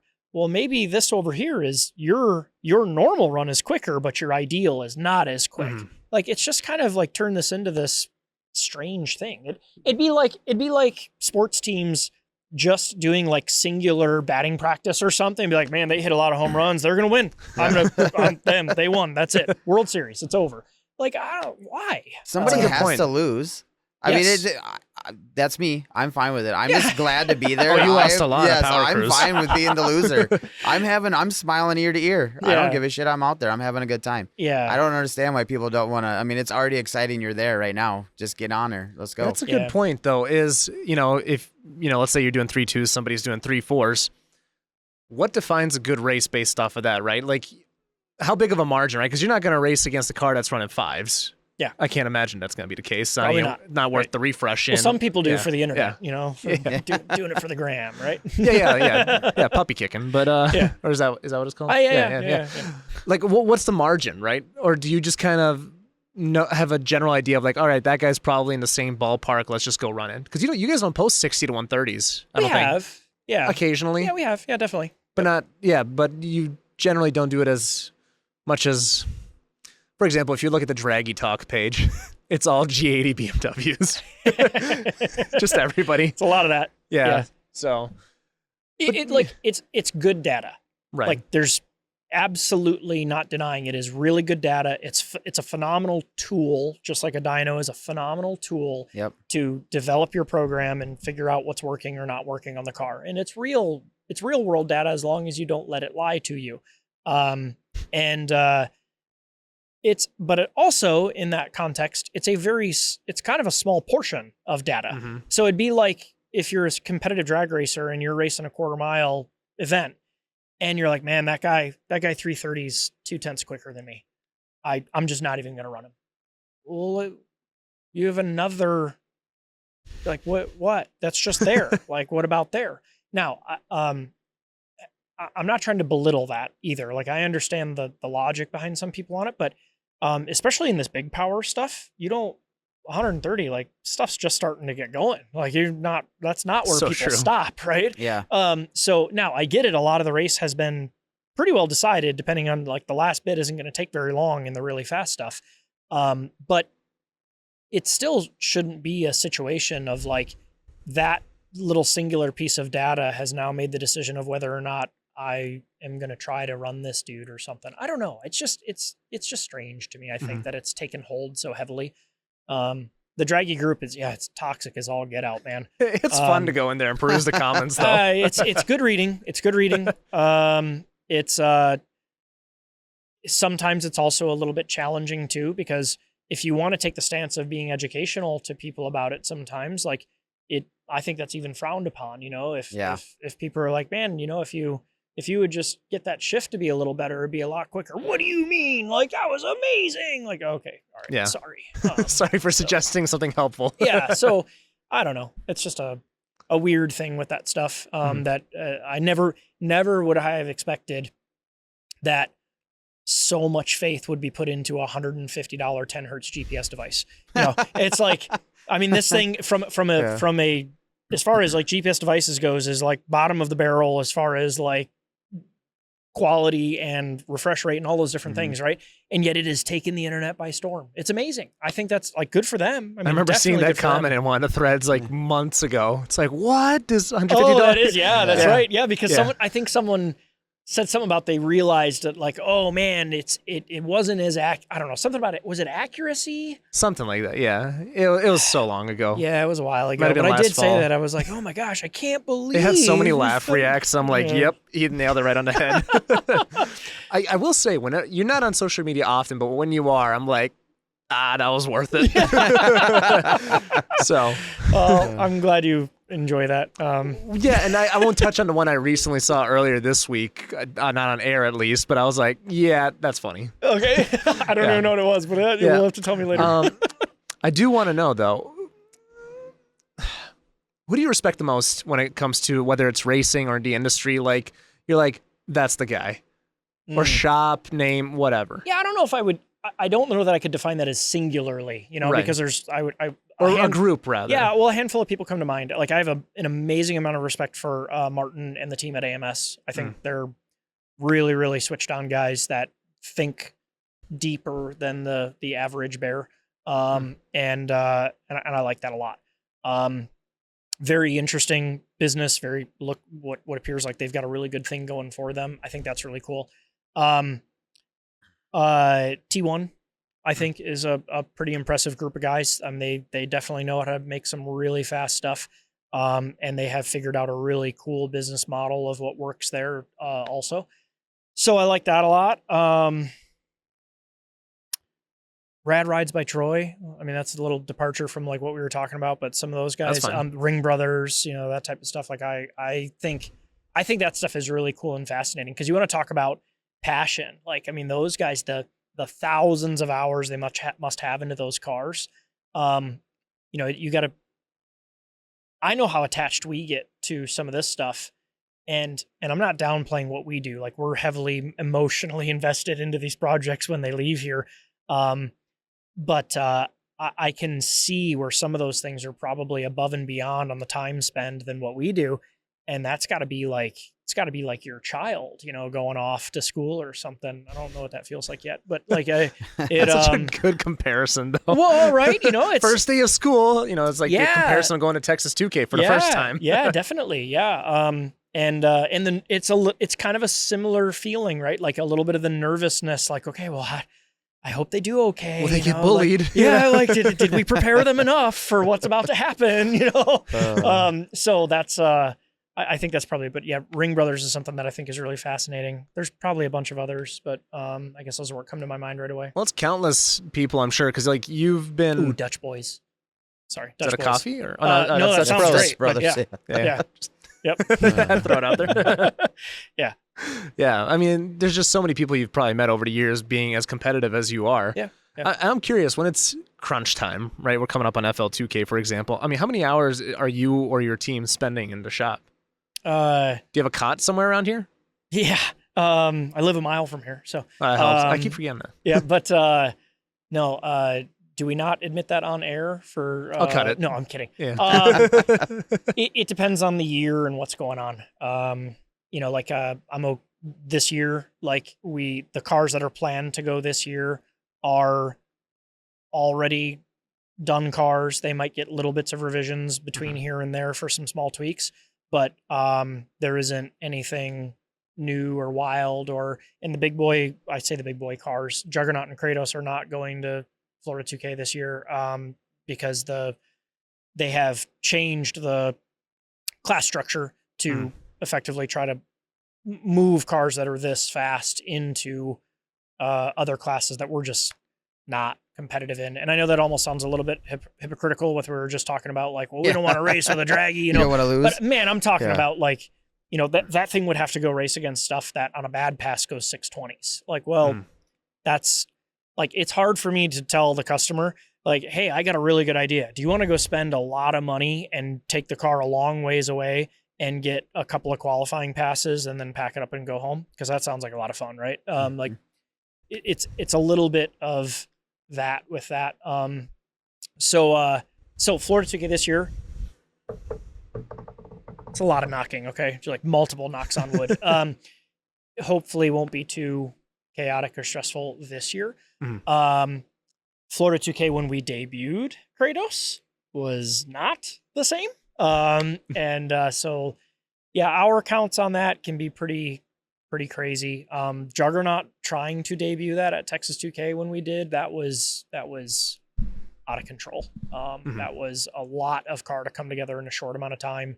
A lot of people lent some helping hands on that, and that took a lot. So as a number, I don't know. You just kind of forget, because if you're looking at the clock, you're not working. That doesn't go well. Yeah. Yeah. No, it's not necessarily a good idea at that point. So then what class will you be running at FL2K? Like the class below, I'm assuming? So typically when we go to Florida 2K, we run the drag race, the streetcar class with Juggernaut, or actually Kratos has never ran in that. But that's where we would normally try to run. But that's where they're trying to push out the 6-second cars and make it a class that's really good and competitive for mid to low 7 cars, which I understand why. It's a little difficult to swallow, but like, I get it that we're this weird outlier with this stuff. Like, most people are smart enough to not try to race 4,000-pound cars. So that's just is what it is. But so this year, the couple of Vipers that I do know that are planning to go are all entered in the street car class because they're legal with the rules that are in there for tire size and all that different stuff. And then they'll do the roll race there also. Okay. So that'll be cool. Yeah. Yeah. I mean, it's a little different at 2K, Florida 2K, sorry, because the start speed is slower and the race distance is shorter. So it's more sprint format. And there's some challenges that come into play there. Back to kind of one of our original topics of how do you make it do both of these things really well. It may not be optimal for either, but we got to try and make it do well for both. So in this instance, how much slower is the start speed? Like 20 miles an hour sort of deal? Yeah, it's supposed to be 40 miles an hour at Florida 2K. And Texas was 60? Supposed to be 60. Gotcha. And I'm sure there's a lot of the amount of conversations I've had in the stands. We'll just leave it at that. But there's a lot of changes that probably have to take place just for that. For us, slow guys, 20 miles an hour, boo-hoo. But I'm sure in a competitive sense, there's some changes that have to be made. Yeah, like, so for instance, this car has won Florida 2K in the roll race before.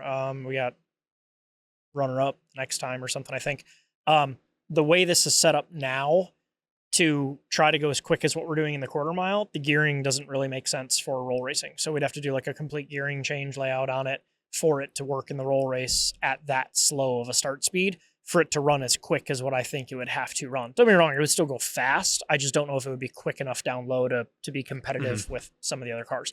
And interestingly enough, at Florida 2K, the rules for the roll race class are much more lenient. So they are very undefined at Texas 2K, and they are like this open table when it comes to Florida 2K.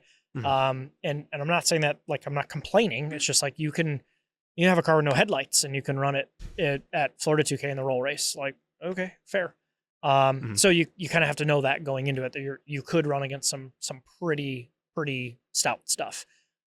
So yeah, that's where you get into kind of the decision tree there of like, okay, are you going to change the car over between days and try to, optimize it for both? Or are you going to try to find one setup that works pretty well? Or, what are you trying to do there? So, but because we can't run it in the drag classes there anymore anyways, and the owner's not that fixated on the roll race stuff, then I just don't think we're that interested in it. Maybe that'll change by then. I don't know, but we'll see. And your favorite is drag racing, right? Is that kind of what you lean towards? Yep, definitely. Okay. Yep. I'm curious. So I know that, again, I really leaned on Cooper's podcast because this is a really good one, but I listened to both. Oh, okay, and cool. I know you had that Shelby Charger back in the day. Yes. Yeah. Where does the love for Mopar come from? Are you a Mopar guy or? Yeah, definitely. Okay. Yeah. I was brainwashed that way as a child. Same. Yep. So yeah. Grew up Mopar right here. My dad's in a dealer business. So. Yep. So my family lineage was part of Chrysler as far as my grandfather ran a plant, and my dad and uncles all did plant jobs when they were growing up, or summer job type stuff or whatever. Like, so just always kind of been there. And then there was a guy in our neighborhood that worked for Chrysler that restored cars at his house, and I was just like fascinated. And he had a 70 AAR Cuda that was white. It was a black vinyl top car too, I think. Anyways, cool. I don't know. That's bad that I can't remember. Anyways, that car, like side pipes, 346 pack car, like it was just like so cool to me as a kid. So I guess that kind of led me down that path. And then my dad had bought a very, very fancy car, a 1985 LeBaron GTS turbo. But true story, like they had parked it when he was a police officer and he started having a department car. And so that he parked it in the garage, and they decided to keep it as like a car for my brother and I to learn to drive on. So when he started driving, he's 3 years older than I am. We had this mint 53,000 mile LeBaron turbo car, which like nowadays, I don't know, it was cool to me at that time. Like it was the first car I ever went 100 miles an hour in, like that. I remember that. But anyways, over time it had skipped a tooth on the cam gear, and that was like a common thing that those things did. And I remember my dad talking about when I was starting to drive, we'd go drive the thing and he'd stand on it and be like, I just remember this thing being, quicker than this before. And that did something to me, and then I like learned about cam timing and found out that it was a tooth off and changed, and then took him for a ride and was like, oh, it's so much That's so better. cool. And then I cut the exhaust off of it one night, and he was really mad, and then put a boost controller on it, and like, you know, that's kind of what started it down that path. And then I realized that those engines were in other cars, they were in every car Chrysler did, more or less. And so I bought an 85 Omni GLH as the first car I bought, and then I street raced that for a while. I mean, drove it around nicely, and then that progressed into a Shelby Charger that I ended up doing some cool stuff with. That's what kind of really launched it off, I guess. So then we were just talking off air about the random Shelby car stuff. Yeah. I had a Shelby Lancer when I moved up here from Florida, and number 771, and it just popped up for sale somewhere in Minnesota again, and for like twice what I sold it for. But nevertheless, it's I don't know, those cars are kind of addictive. Like, probably nostalgia loved the aspect, Chargers, like the Shelby Chargers, stuff like that. I look for them every now and again. They're cool, man. Yeah. They're a cool car. They're fun to drive. They're a blast. I don't know how to describe it any differently than that. Like, they were just a lot of fun. I just picked up a 1988 Thunderbird Turbo Coupe, which cool. falls into that kind of same category. Definitely. And I love it. I'm having a blast driving it around. I bought it to teach my daughter how to drive stick. So she's 14. And that's so cool. We've been working on that a little bit. That'll be a T5 in that then, right? Yeah. Yep. Yeah, that trans is like, you can rebuild them in like 10 minutes too. No, so they're that's awesome. Super basic. Yeah. Yeah, that's really cool. I love the 80s stuff. I don't necessarily know why. An Escort Cosworth was like the super cool Ford out there for me in that realm. I had a friend growing up that was big into the Miracours, the XR4 TIs and that stuff, and I don't know. Tim Roman. Yeah. Oh yeah. So I don't know. It was just like the quirky stuff. My brother was the opposite. I took the road of like, I wash dishes at the restaurant and like, I have no money, so I'm going to buy this Omni GLH, you know, like it was all I could afford. I think it was $3,500 when I bought it. And I probably saved for a while to do that. I don't know. Meanwhile, my brother somehow had figured out, like, he had a 97 front wheel drive Talon, then that got wrecked. Then he had a 93 Stealth twin turbo that we had, and I fell in love with that. Oh, I still want one of those cars. I someday. do too, but people keep talking me out of it. It's not a good idea, but I love them. Okay. Like, I don't, because I've actually been shopping for them, and every time I show one to them, they're like, no. Oh no, I'll tell you to get it. Absolutely get it. I'm not going to tell you you're going to live a happy life with it, but get it. Yeah. So no, I don't know, they're just so cool. And then he had a 98 Talon that we ended up we turned it into a race car. And that was a cool car. That thing made 832 all-wheel horsepower on a Mustang dyno in 04. Wow. And it was ridiculous. That was a neat car. And then I ended up he went through some job stuff at a time there when everybody was going through job stuff with construction work and all that stuff. And I ended up getting it up and running on I built this cool Sidewinder header on it, and this really, at that time, a really cool liquid air intercooler setup, like kind of some off the wall stuff compared to what most of that world was doing at the time. And got it up and running and ended up selling it to a guy on Guam. I put the car on eBay, and this guy in Guam bought it. I thought it was a complete farce, you know? Yeah. And like, this money showed up for this car in Guam, and, you know, and then I was like, oh no, like, how do I do this? Like, so what, I'm going to put it on this truck? And he's like, yeah, put it on the truck, and they're going to put it on the boat and bring it over here. I'm like, what are you going to do with this car, man? It was an aluminum long rod, two or 2.1, I can't remember. It was like a 10,000 RPM 4G combo, like had a crazy trans in it, cage, it was race car. And he said he was going to run it around on Guam and do all this stuff and blah, blah, blah. I kid you guys not. So I told the guy, I was like, I'm going to put a rev limiter in this thing at like 1500 RPM, just so like nobody can like try to not hurt it if they got to move this thing or however this is going to go on transport. And he's like, okay, cool. I think it was like 2500 RPM, because you basically had to do that to get it moving with the clutch. And Years later, I'm pretty sure I was up here already at that point. So that it had to be 5 years, 6 years later. I don't know. And this old email address that I had linked to this old eBay account gets pinged with this like, hey, I don't know if you recognize this car, but I think I bought a car you used to own. And he put pictures of it. And this poor thing, like it looked like it had been parked outside probably since then. And he was like, is this it? And like he like sends me these pictures and like there's this 5-inch inlet turbo poking out the front of it. I'm like, that's it, you know? Anywho, he said he was going to buy the thing, and he told me how much he paid for it. I was like, I will give you that plus some if you'll sell it to me. Like I'll take it. I don't know how I'll get it, but that was probably stupid at the time. But nevertheless, I asked him if it still ran, and he sends me a video of the thing firing up and running. And then he ends up telling me, he's like, yeah, they got it over here, and they said it had this crazy misfire and could never get it to run right. I'm like, was the misfire at like 2,500 RPM? He's like, yeah, I bring the RPM up and it just hits this misfire. I'm like, oh my God, it's not a misfire. I was like, go to this, click this box. And like, I get a video the next day of, it had a big autometer tack and speedo and all, you know, it was that era, all autometer gauges down the center console and stuff. And that tack's ripping out for like $8,000 and they're freaking out in the car. And I'm like, okay, well, it's like officially the longest lasting this horsepower 4G because it never moved apparently ever since it went there.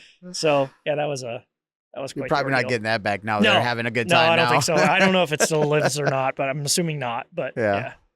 That's a really cool platform too. We're gonna learn a lot more about 4Gs here in a couple weeks. Is it next week? We're gonna be having Andre Simon on. Oh, okay, cool. Yeah, so that's gonna be an interesting one. My first ever and only remote podcast. Oh yeah. I'm not going to New Zealand or well, no, that would be challenging. It'd be very cool. That if this thing takes off to the level I'm hoping it does, I would love to start traveling internationally. Well, this is a business, right? Can't you just what's that thing? You just send it to the write-off people? Isn't that how that works? Like, yeah, just, like, it's a write-off. Yeah, just send it to the write-off Yeah, people. I've tried it. Yeah, no, I don't like those letters.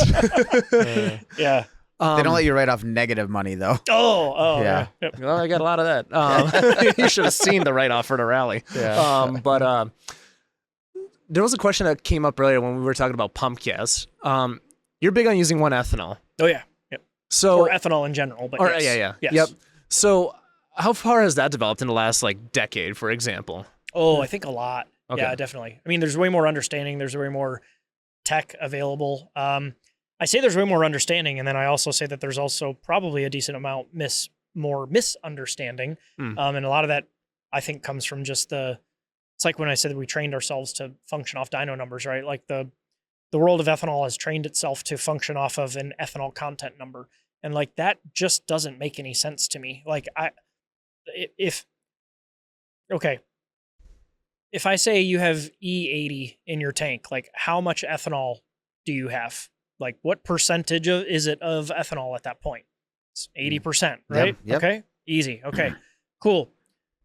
If that E80 is blended, let's say if you're on 80% ethanol content, if the other 20%, that's always the argument. There's this old Ford white paper about, knock resistance above like 30 or 40%. I can't remember now on ethanol content. They're like, oh, the gains aren't really there, beyond that. Like, well, okay, in that single cylinder test, like maybe that was applicable in there, but like in this crazy thing that makes hundreds and hundreds of horsepower per cylinder, like maybe it's different. Because I would ask somebody with a performance car, do you run your car on ethanol by chance? I'm currently tuning my old race car on ethanol right now. So I'm going through the process. Okay, so if the old race car is 70, let's just say 70% ethanol, right? Because a lot of people, that's like a pretty There's 80% average. in the tank right now. Okay, yeah. So there's 80 right now? Yep. All right.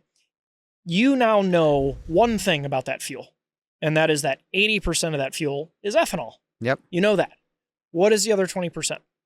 No clue. Okay. Gasoline, I assume. All right. Yeah. What gasoline? Yeah. Okay. And I would ask you, would you feel, is it a real crazy combination of some sort, power making? No. I was told I should be right around 800 wheel with what I have for setup. Let's just say it's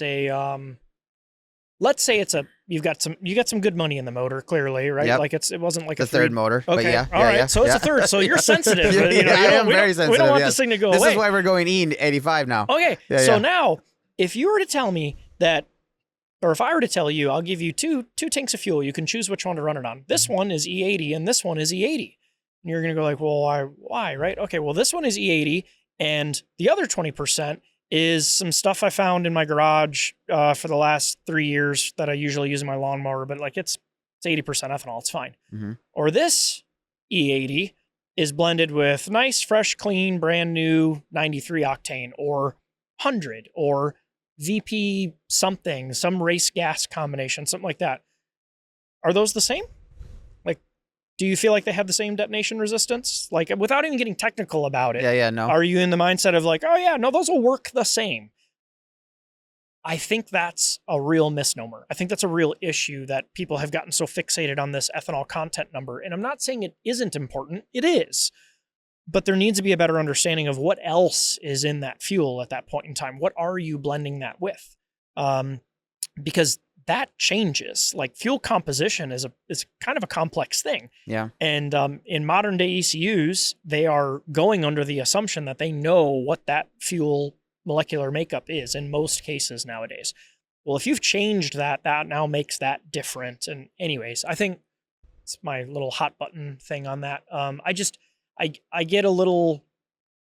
I get concerned for people sometimes when that mentality gets really laid into the aftermarket performance industry. And then unfortunately you will have people that say like, oh, well, I dynoed my car on this E and then I put it on this and it didn't make any more power. So like, you don't need that either. Well, that one was a 684 cubic inch, 5-inch bore space, big block Chevy on 12-to-1 compression or something. And this one over here is a B series that's like on 40 pounds and it's got 11-to-1 static. And like, don't tell him that. That might not be true for him, right? Like, so that's my maybe no more power, but how much knock did it see? Well, in there, you don't necessarily know that unless you are running a knock sensor that you can visually see. Sure, some people could, or some people might not. Yep. But at the same time, you can't tell me that the cylinder pressure demands of that chamber are what that one is. Like they're different. The way they make their power is different. And I guess I'm getting overly technical again, but like it's that number is what everybody gets so fixated on. It's like when people talk about turbos. What size turbo do you have on the car? Like everyone always asks us that stuff like, oh, well, what turbos are on it? Which one of like the 6 really important numbers do you want to know? You know, like, cause everybody wants to talk about inducer impeller on the compressor, right? Oh, I got a 76 on it. Okay, cool. That doesn't mean all that much anymore these days, right? Like there's race classes founded around that there are really cool turbo combinations built. There's still a 76 mil inducer, makes way more power than what most people do on a 76 mil, but it's that kind of thing, right? If you don't educate people about that, they might not ever know. They might not ever understand. And so I kind of feel like people need to do a better job of educating those people on that stuff. Yeah. What would the other 5? I mean, I'm sure 6 isn't the exact number, but what are some other things to consider in that instance besides the inducer size? So the turbine wheel itself can be designed several thousands of different ways, right? Oh yeah, I mean, well, there's numbers that define the sizes of things, right? But like it's like saying I've got a 19-inch wheel. Like, okay, well, what does your 19-inch wheel look like? Meaning like a wheel on the car, right? Yeah. Like it doesn't mean that they're all the same, right? You could have a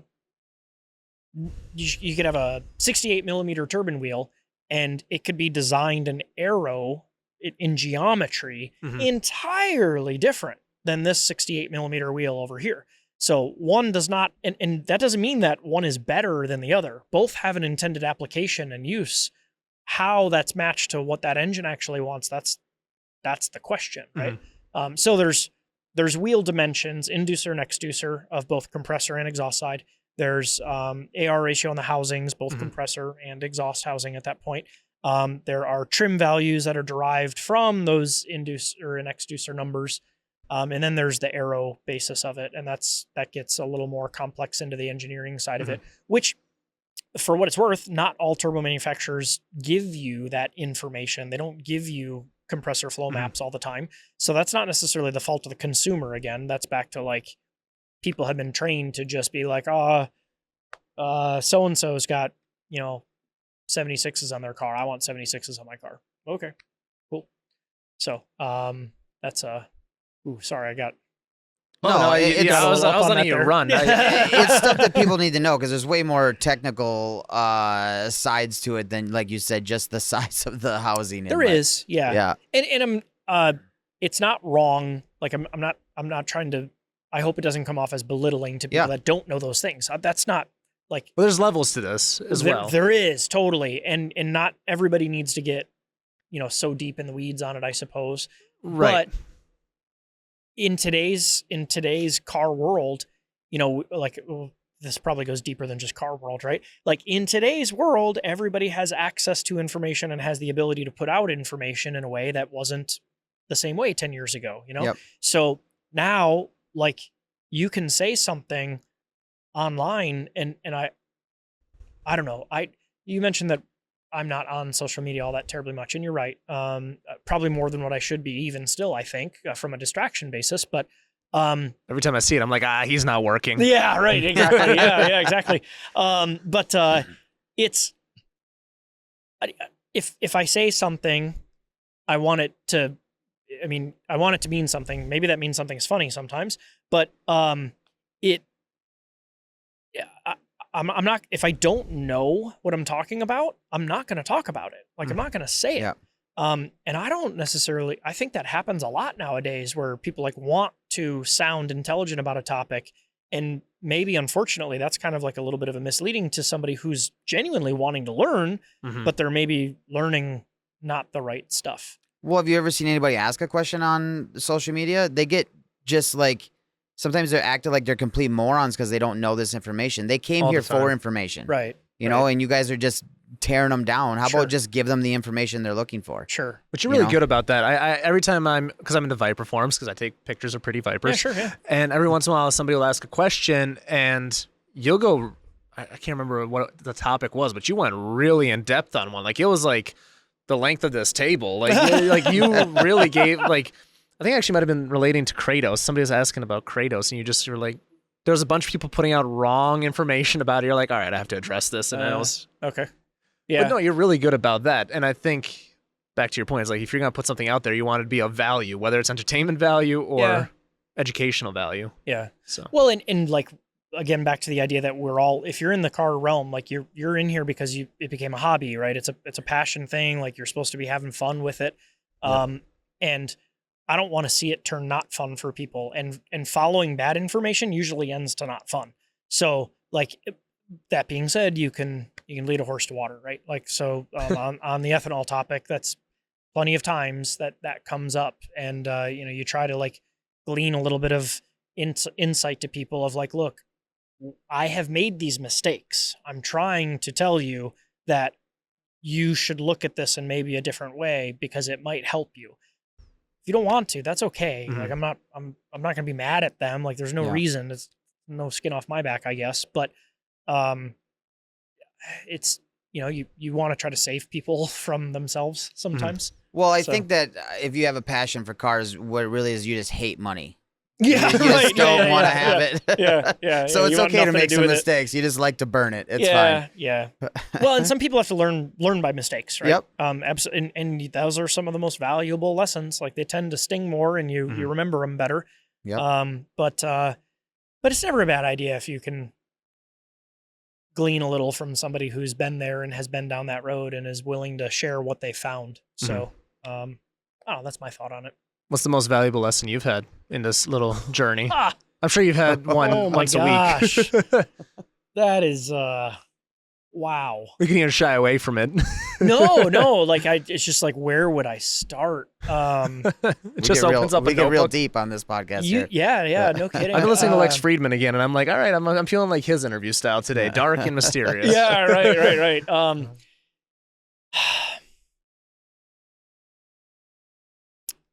Man, my brain goes to a couple different things, and I don't know what's the right avenue, if there is a right or wrong. We'll come back a few more episodes. Each episode will have one highlight mistake. Yeah, no, I mean, like, so there's a whole slew of technical ones, sure, there's a whole slew of business ones, and those are a lot of hard lessons to learn there.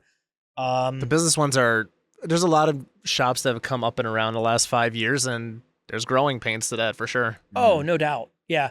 You know, I think that's another thing, because it is like, you know, I can tell you I didn't dream of owning a business necessarily, you know, when I was growing up. Like, I love cars. That's awesome, you know, but it wasn't necessarily like, oh man, I need to own a shop. Like, not really. It just kind of took that direction, I guess. Man,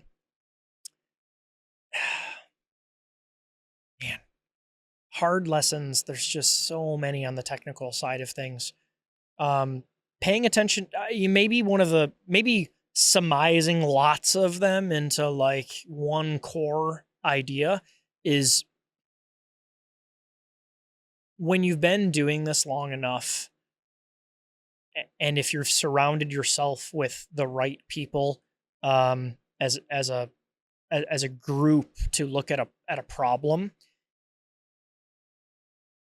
I think it's easy to talk yourself out of the problem existing sometimes. Like, you know, that's what you want to do, right? Like, oh no, it's probably fine kind of thing. But I think trusting that instinct is really important, because you get a sense for when things are right. You know, we've fired things up sometimes and you can hear it be like, man, I don't know. I don't know. I don't think that's right. And then you go through the proper diagnostic steps and maybe you find something before it becomes a real problem. Sometimes that's hard to do just from pure and plain and simple excitement about the project. Like, no, I'm ready. Like, I want to get it on the dyno, but you got to slow your roll a little bit. And I think for us, it pays off to be more methodical about it than cowboy at that point. And that doesn't mean that's going to be right for everybody, but for us, that works out a lot better. Yeah. Gotcha. Don't rush to be a cowboy. Yeah. That's kind of like the idea there. Yeah. Yeah. I was thinking, take your time, do it right. Yeah, that's similar. Yeah. No, that's going to be my t-shirt. Sorry. Oh, sorry. Yeah, a lot of t-shirt ideas today. Don't rush to be a cowboy. Yeah. Don't rush to be a cowboy. Yeah. I still think more bigger is that's more definitely bigger. the one. More We bigger. should trademark that before he gets a hold of it. I'll sell it to you. That's why he was on his phone earlier. He trademarked it. Right. Yeah, it's already handled. Longtime listeners of the show know that I don't like to peddle BS. Whether it's my own merch or the people I represent, I want to make sure that my listeners are getting the best quality stuff. That said, we had the Lunatech team on a podcast on episode 57, and they talked about their awesome detailing products. My personal favorites, Aquabead, just because it really makes it easy to not have to clean my car again. But I also enjoy Skeeter Deleter and Lemon Tech because I got a lot of brake dust from riding people's asses and having to slam on my brake. Don't worry about it, okay? That said, you want to use code Minoxide, save 15%, give it a shot. I promise you won't be disappointed. This is what really intrigues me. The only turbos I have are on my now turbo coupe and my diesel truck, right? Okay. So, but I love this idea of dial a boost, right? Yeah, so like sure. if even now with this tuning that I'm doing, that car also has a pump gas tune, but I need to pulley way up. Uh-huh. So I mean, not that I can't do it in a heartbeat. It's pretty easy at this point, but I would love to be able to go, okay, let's put it on kill. Yeah. Let's put it on pump. Let's put it on this. That's what really intrigues me. And then someday I may have a turbo car, but sure. Would that work for what you guys do here too? You could have a street car that could also run this. You just have to dial it in for that application. So like in the context of our Gen 5 Vipers, for instance, they're flex fuel cars. And I know that's a very generic term at this point. Okay, cool. It can switch between gasoline or ethanol as its heart contents. Wonderful. We take that and what we do is we have what we call a power request knob, PRK, in the glove box. So it's there's 10 available positions on that switch, and it is effectively a peak power and ramp control device at that point in one. So if you're thinking, man, I want to wick this thing up really, really hard, I need it to get to a lot of power and get there fast, then, okay, turn this thing up. Or if it's getting into the TC a bunch or the surface isn't there or whatever's going on, cool, just dial it back. Whatever you do on that, the ECU is making the final call as to what's an allowable amount of power to be made based on what fuel is in the car. Okay. So if you were to have it turned up to 10/10 and you're on pure 1R and the ECU knows that, and then you go and you run that thing bone dry and then you go put pump gas in it, you can leave it on 10/10. It's just going to go as aggressively and as high as what it can for what it knows. Whatever I've told it is okay on pump gas at that point in time. Okay. So no mechanical changes on the car whatsoever, just dial the knob kind of thing. I want that. Yeah, that's it's really cool. It's especially when it's in the glove box, and then the driver's like, "Hey, can you click that for me?" It's like, yeah, you feel really cool as a passenger. right. It's really Like, fun. I just tuned it. You're There like you go. you're like flight control over there. Right. Yeah. Well, at Power Cruise, so I got a ride in a tin can Civic. Okay. And the guy's like, "Hey, pull up that laptop." We're literally Yeah. on track, about to go yeah. do a second lap, and then he's like trying to have me adjust some like safety parameters or whatever, and I'm like. And then they kick us off the track because, I wanted to Sylvia's crash, which was sad. But I was about to be a tuner for a second. I was so excited. Honda and a laptop. I was like, oh, man, this is perfect. I have a laptop over here if you want to press buttons so you can like. Yeah, sure. I can sit you in the passenger seat. You can just cram it. Right, Pretend like just you're- jam away. Yeah. Jeez. Yep. I know we're going to end up doing a Minnesota goodbye because, given where we're at. But Fair. we did just cross that 2-hour mark. What? Yeah, time flies. Oh my gosh. Yeah.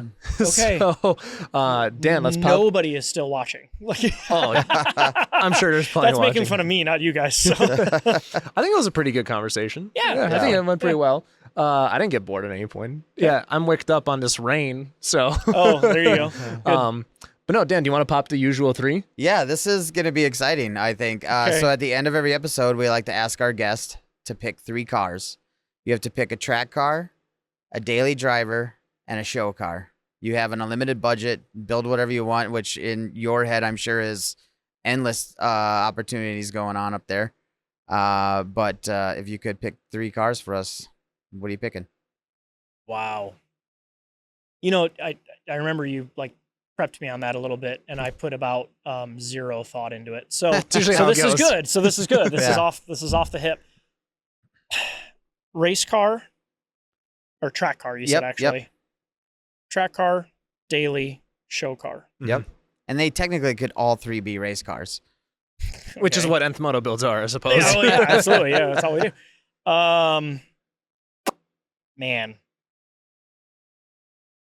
I mean, Viper is for sure my track car, race car. Like I just the thrill that those cars deliver it's just different, man. I mean, you've experienced some of it.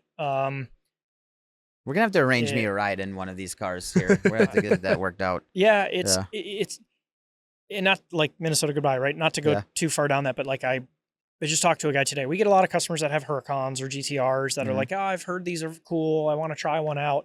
And like, if afforded the opportunity, we try to get them in a car either with us or with someone. And it's usually the same reaction. They're like, it's so fast. You're like, well, it's like you have a fast car also. It's not that it's faster or cooler or whatever, but like the experience of the delivery is so different that it's just a really cool experience. Fourth gear is really fun. Yeah, no, it's great. So that's kind of a given for me, I think. What configuration though? Yeah, drag car. Okay. Yeah. Here's the deal, like on that side of it, I have all the respect in the world for the road race stuff. Like I mean, I think it's amazing. It's brutally punishing on the cars. I think it's so cool that they can endure that. The first road course ride I ever was in a Viper competition coupe, which is a real race car with Lee Saunders driving at Sebring, which Lee is a multiple time Trans Am winner in one of his other Vipers. And like, I will never forget coming down Front Straight, coming to corner 1 and looking at this and like thinking like, what are we doing? And just thinking like this is over. And the car just goes whoop, like round the corner into the brakes and this and like, man, and whatever, we make it 3 laps in and it goes through corner 1. Sebring, if you're familiar with it, is a relatively bumpy track. Very. And middle of corner 1, the thing steps and it's just this little wrist flick and grab it. And then like he shifts up, he's like, tires are getting a little greasy. I'm like, yes, of course they are, So that was a fascinating experience. I think it's really, really cool. Sebring at that too. Yeah. That's crazy. Yeah, that was rough. Yeah. I mean, it was a great break-in. I don't know. But the half mile stuff, really, really high speed, cool. 2+ Gs and still pulling over a G at 200 miles an hour. No thanks. That's where it's at. Yeah. That Excel, that is like, it hits you and it's just like this adrenaline rush through you. Oh man, it's just, I can't, and it's not even fast compared to what some people have out there, right? So I just can't imagine, but it's just really cool. So, okay, there's that. So you said quarter mile then, right? Yeah. Okay, gotcha. Yep. Gotcha. Yeah. Daily or show car? I'm not much of a car show person. And what I mean by that is like, I like to go and walk them and like see pretty stuff. I love like Back to the 50s is probably my favorite. I love that era of stuff. Mm-hmm. We have a 62 Imperial that is our go get dinner and have ice cream car. And I've seen that car before. Oh man, Yeah. it's like that era of car is so cool. That designers had the willingness to do the most bizarro. So the thing's got an oval steering wheel. It's not even like good to drive with, you know. But like you go to like catch it with your knee or something, which I'll do, and I'm like, oh, it's not even there, you know. And so it's just, they were just so cool about what they were building back then. And every single year is different. Like especially in those cars, like 58, 59, 60, 61, 62, 63. They are extremely identifiable changes amongst them. And like you look at that in today and nowadays, companies would be like, no way. Like that is a huge money loser. Yeah. We can't do it. But back then that was the norm. And like people expected it. And it's so like I just have a lot of passion for like that era in Americana and the craftsmanship that went into those cars and the idea of like, let's make it harder. I don't care. It's just cool, you know? So I really like that. So as the show car thing, I would probably say like I'm good with our Imperial. I think that's awesome. Yeah. You know, this stuff is super cool. When you show up to car shows in it, it's 50-50. Most of the time it's 50-50 on whether you kind of get like a little bit of the side eye sometimes. I think that's just in the exotic market. Not trying to say this is exotic, but like they're back when in the Lambo era and stuff like that. Like, I don't know, the reaction isn't the same. In old car stuff, everybody's your best friend. Everybody just wants to smile. Everybody just wants to tell you about what great memories it gives them. Mm-hmm. And like, that brings me so much joy to see people probably see that car and have a flashback of maybe when they were in high school and that was like what their doctor had or something, you know, whatever that might be. I think that's really, really cool. Yeah, I feel the same way. He actually said that to me the other day. He's like, you just have fun in any kind of old car. It doesn't really matter. Yes. Doesn't any necessarily guest have that's to over be 40. Yeah. It doesn't do anything have to good. Be fast. Yeah, you know? exactly. Yeah, Yep. it's just like, it's just amazing and cool and fun. So, Yeah. That car does ride amazing though, by the way. So there is that. Okay. And then daily. This is always an interesting one. Yeah. Sometimes people will be like Koenigsegg Regera, and then other people are like any old truck rep. I have a Cummins Ram. I love that thing.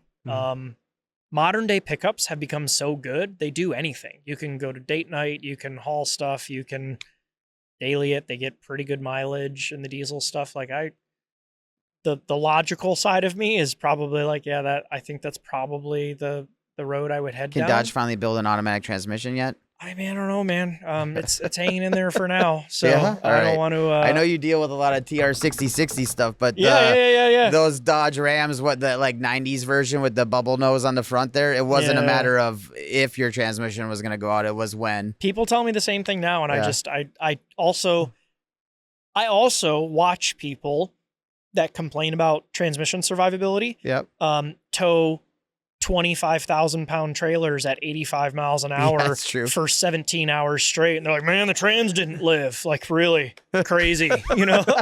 So, like, that would be the category I fall into. Okay, but, you know, and, like, I'm not saying you're wrong for that either. Just like,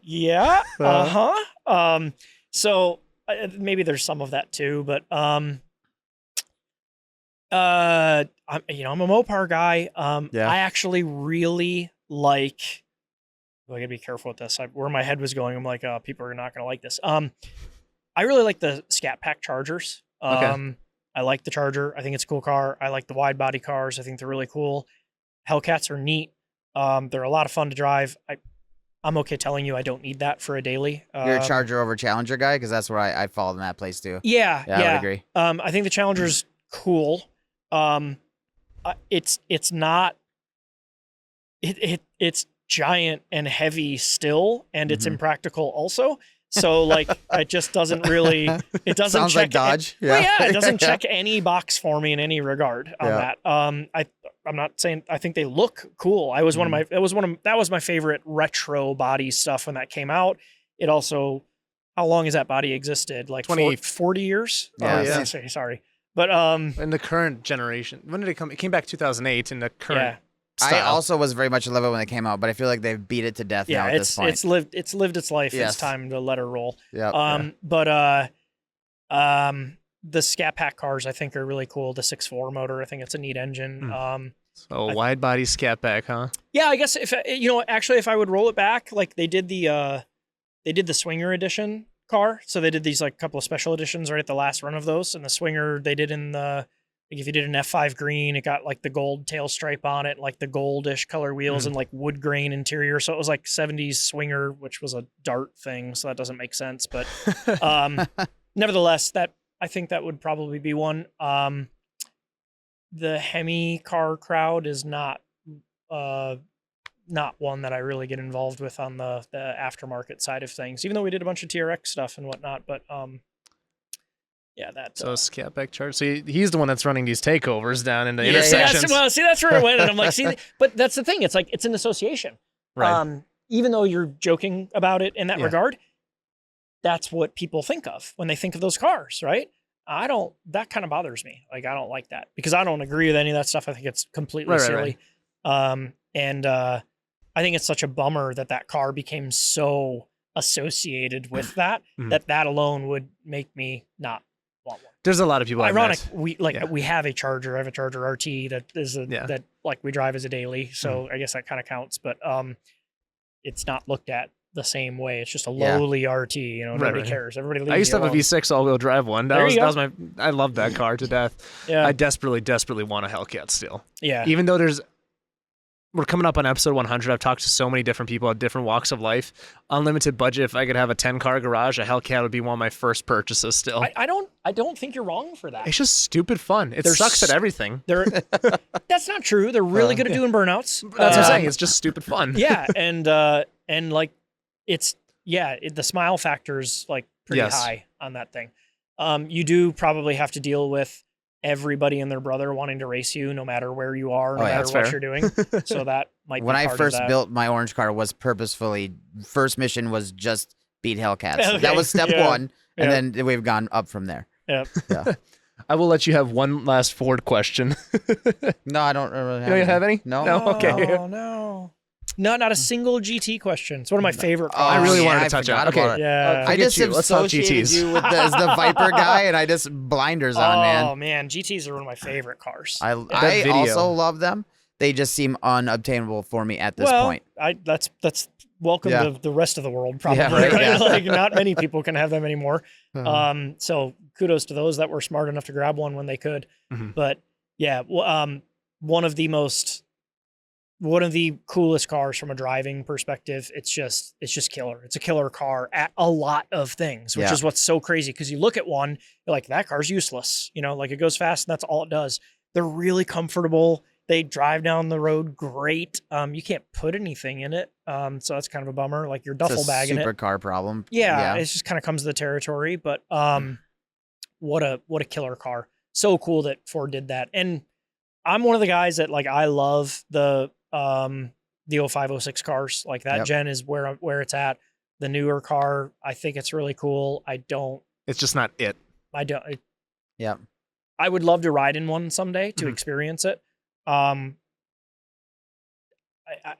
It's just not. I just don't think it's for me. Even though I can appreciate so much of it that it's like they looked at it as this like tactical spearhead kind of thing, and I don't know. It's just not there for me. What Ford was doing in the early 2000s was awesome. I mean, we have the Terminator Cobra, the Ford GT. Like it was the Cobra R. Yeah. Yep. Yeah. It was like a golden era of awesome. Yes.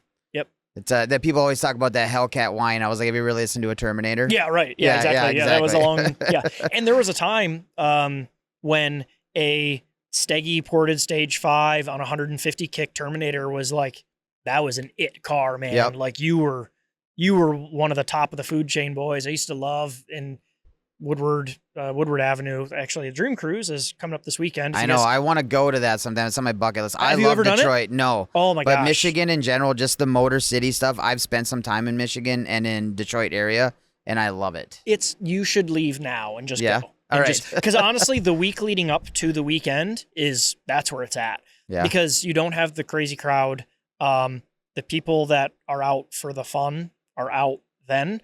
You got to know where to be and all that kind of stuff. But the car watching, man, you can lawn chair it and just sit, and you're gonna see so much stuff. It's I have an crazy. 86 ASC McLaren Capri. Oh, cool. Coupe. Okay. And there's not very many of them made. And No. there's a big group of them in Michigan. They've been trying to get me to come like every year to go out to cruise with them. You're ridiculous for not doing it. I know. I got it. I think Yep. you really. I've knocked you down a peg on my ladder now. So And that's this week, you said?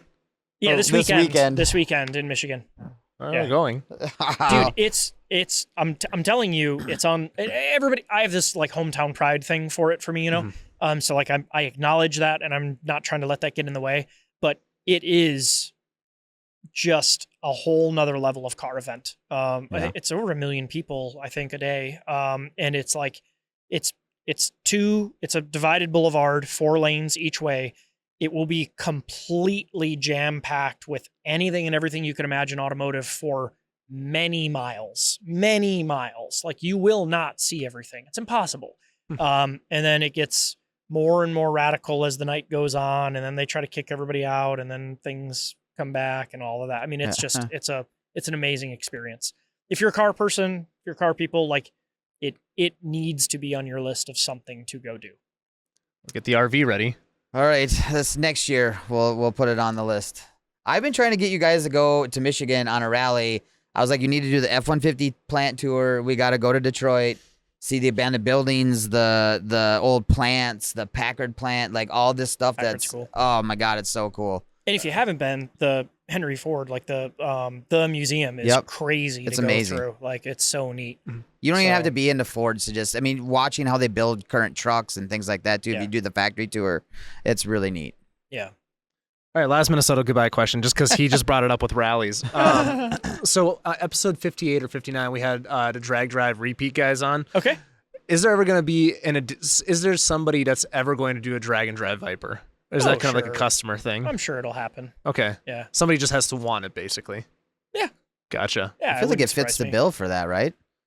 Yes. It's got a truck motor, so you can put Yeah. a hitch on it and pull the Yeah. trailer. Yeah, exactly. Yeah. Yeah, put your Cummins on the back of it and pull Yeah. it. No.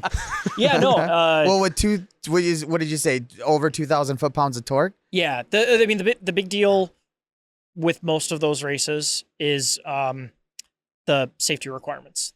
Just plain and simple, that's what we run into. That's what we run into as a predicament for most of it, because you can typically only go as fast as what your NHRA is certified to at that point. So technically, anything that we have, the lowest ET it's certified to 750 or 850. That's fine. But if you have a car that can go low 7s, but you're stuck going 850s, it's not that exciting. Yeah. So that's, and I know that sounds like a crappy excuse, because it is an excuse, but that's kind of the reality of it, because there's not that many people that want to put the time and expense into putting enough chassis work into one of these to make it legal to run what the car can actually run. So that's probably the biggest encumbrance there. That'd be cool to see one day. Yeah, I agree. But yeah, when it gets to rules, that's what makes things difficult in any regard. Like, for example, we were talking FL2K earlier. Yeah. Yep. So that makes sense. And just so I'm overly clear, like, I'm not saying that those events are bad because they have them. That's not it. It's just the reality of what we're facing. That's all. There's just you have to take a different approach. Yeah. Yeah, that's all it is. Yep. Yeah. Yep. Yeah, that makes sense. Well, it's just a different type of development. Yeah. So, well, perfect. On that note, where can everybody find you or not find you? No home addresses. We've had that before. No. Yeah, we're on Facebook. We're on Instagram, Nth Moto. We have a YouTube channel. We're trying to do better about our social media I've been loving your recent presence. stuff. Thank you. The suspension one was really cool. Yeah, it's that was great. really cool. Chris Anderson does the photography work on that stuff. Gotcha. We've worked with him for a long, long time now, and he's He's great, really, really great guy. And we're trying to do a better job of showing a little bit more of kind of what we do. So yeah.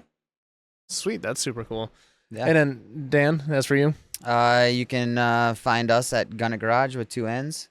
All right. I like how you're like mouthing that as I say it because you're like, say it right. Get it correct. No, I forget to put 2 N's on that, so he's like, nobody's gonna find you. Yeah. There you go. It's very clear. And as for me, you guys have made it this far into the episode, so you know where you're at. Aaron, thank you very much for making this happen finally. Thank you guys. It was a blast. And Dan, thanks for existing, and we'll see y'all next time.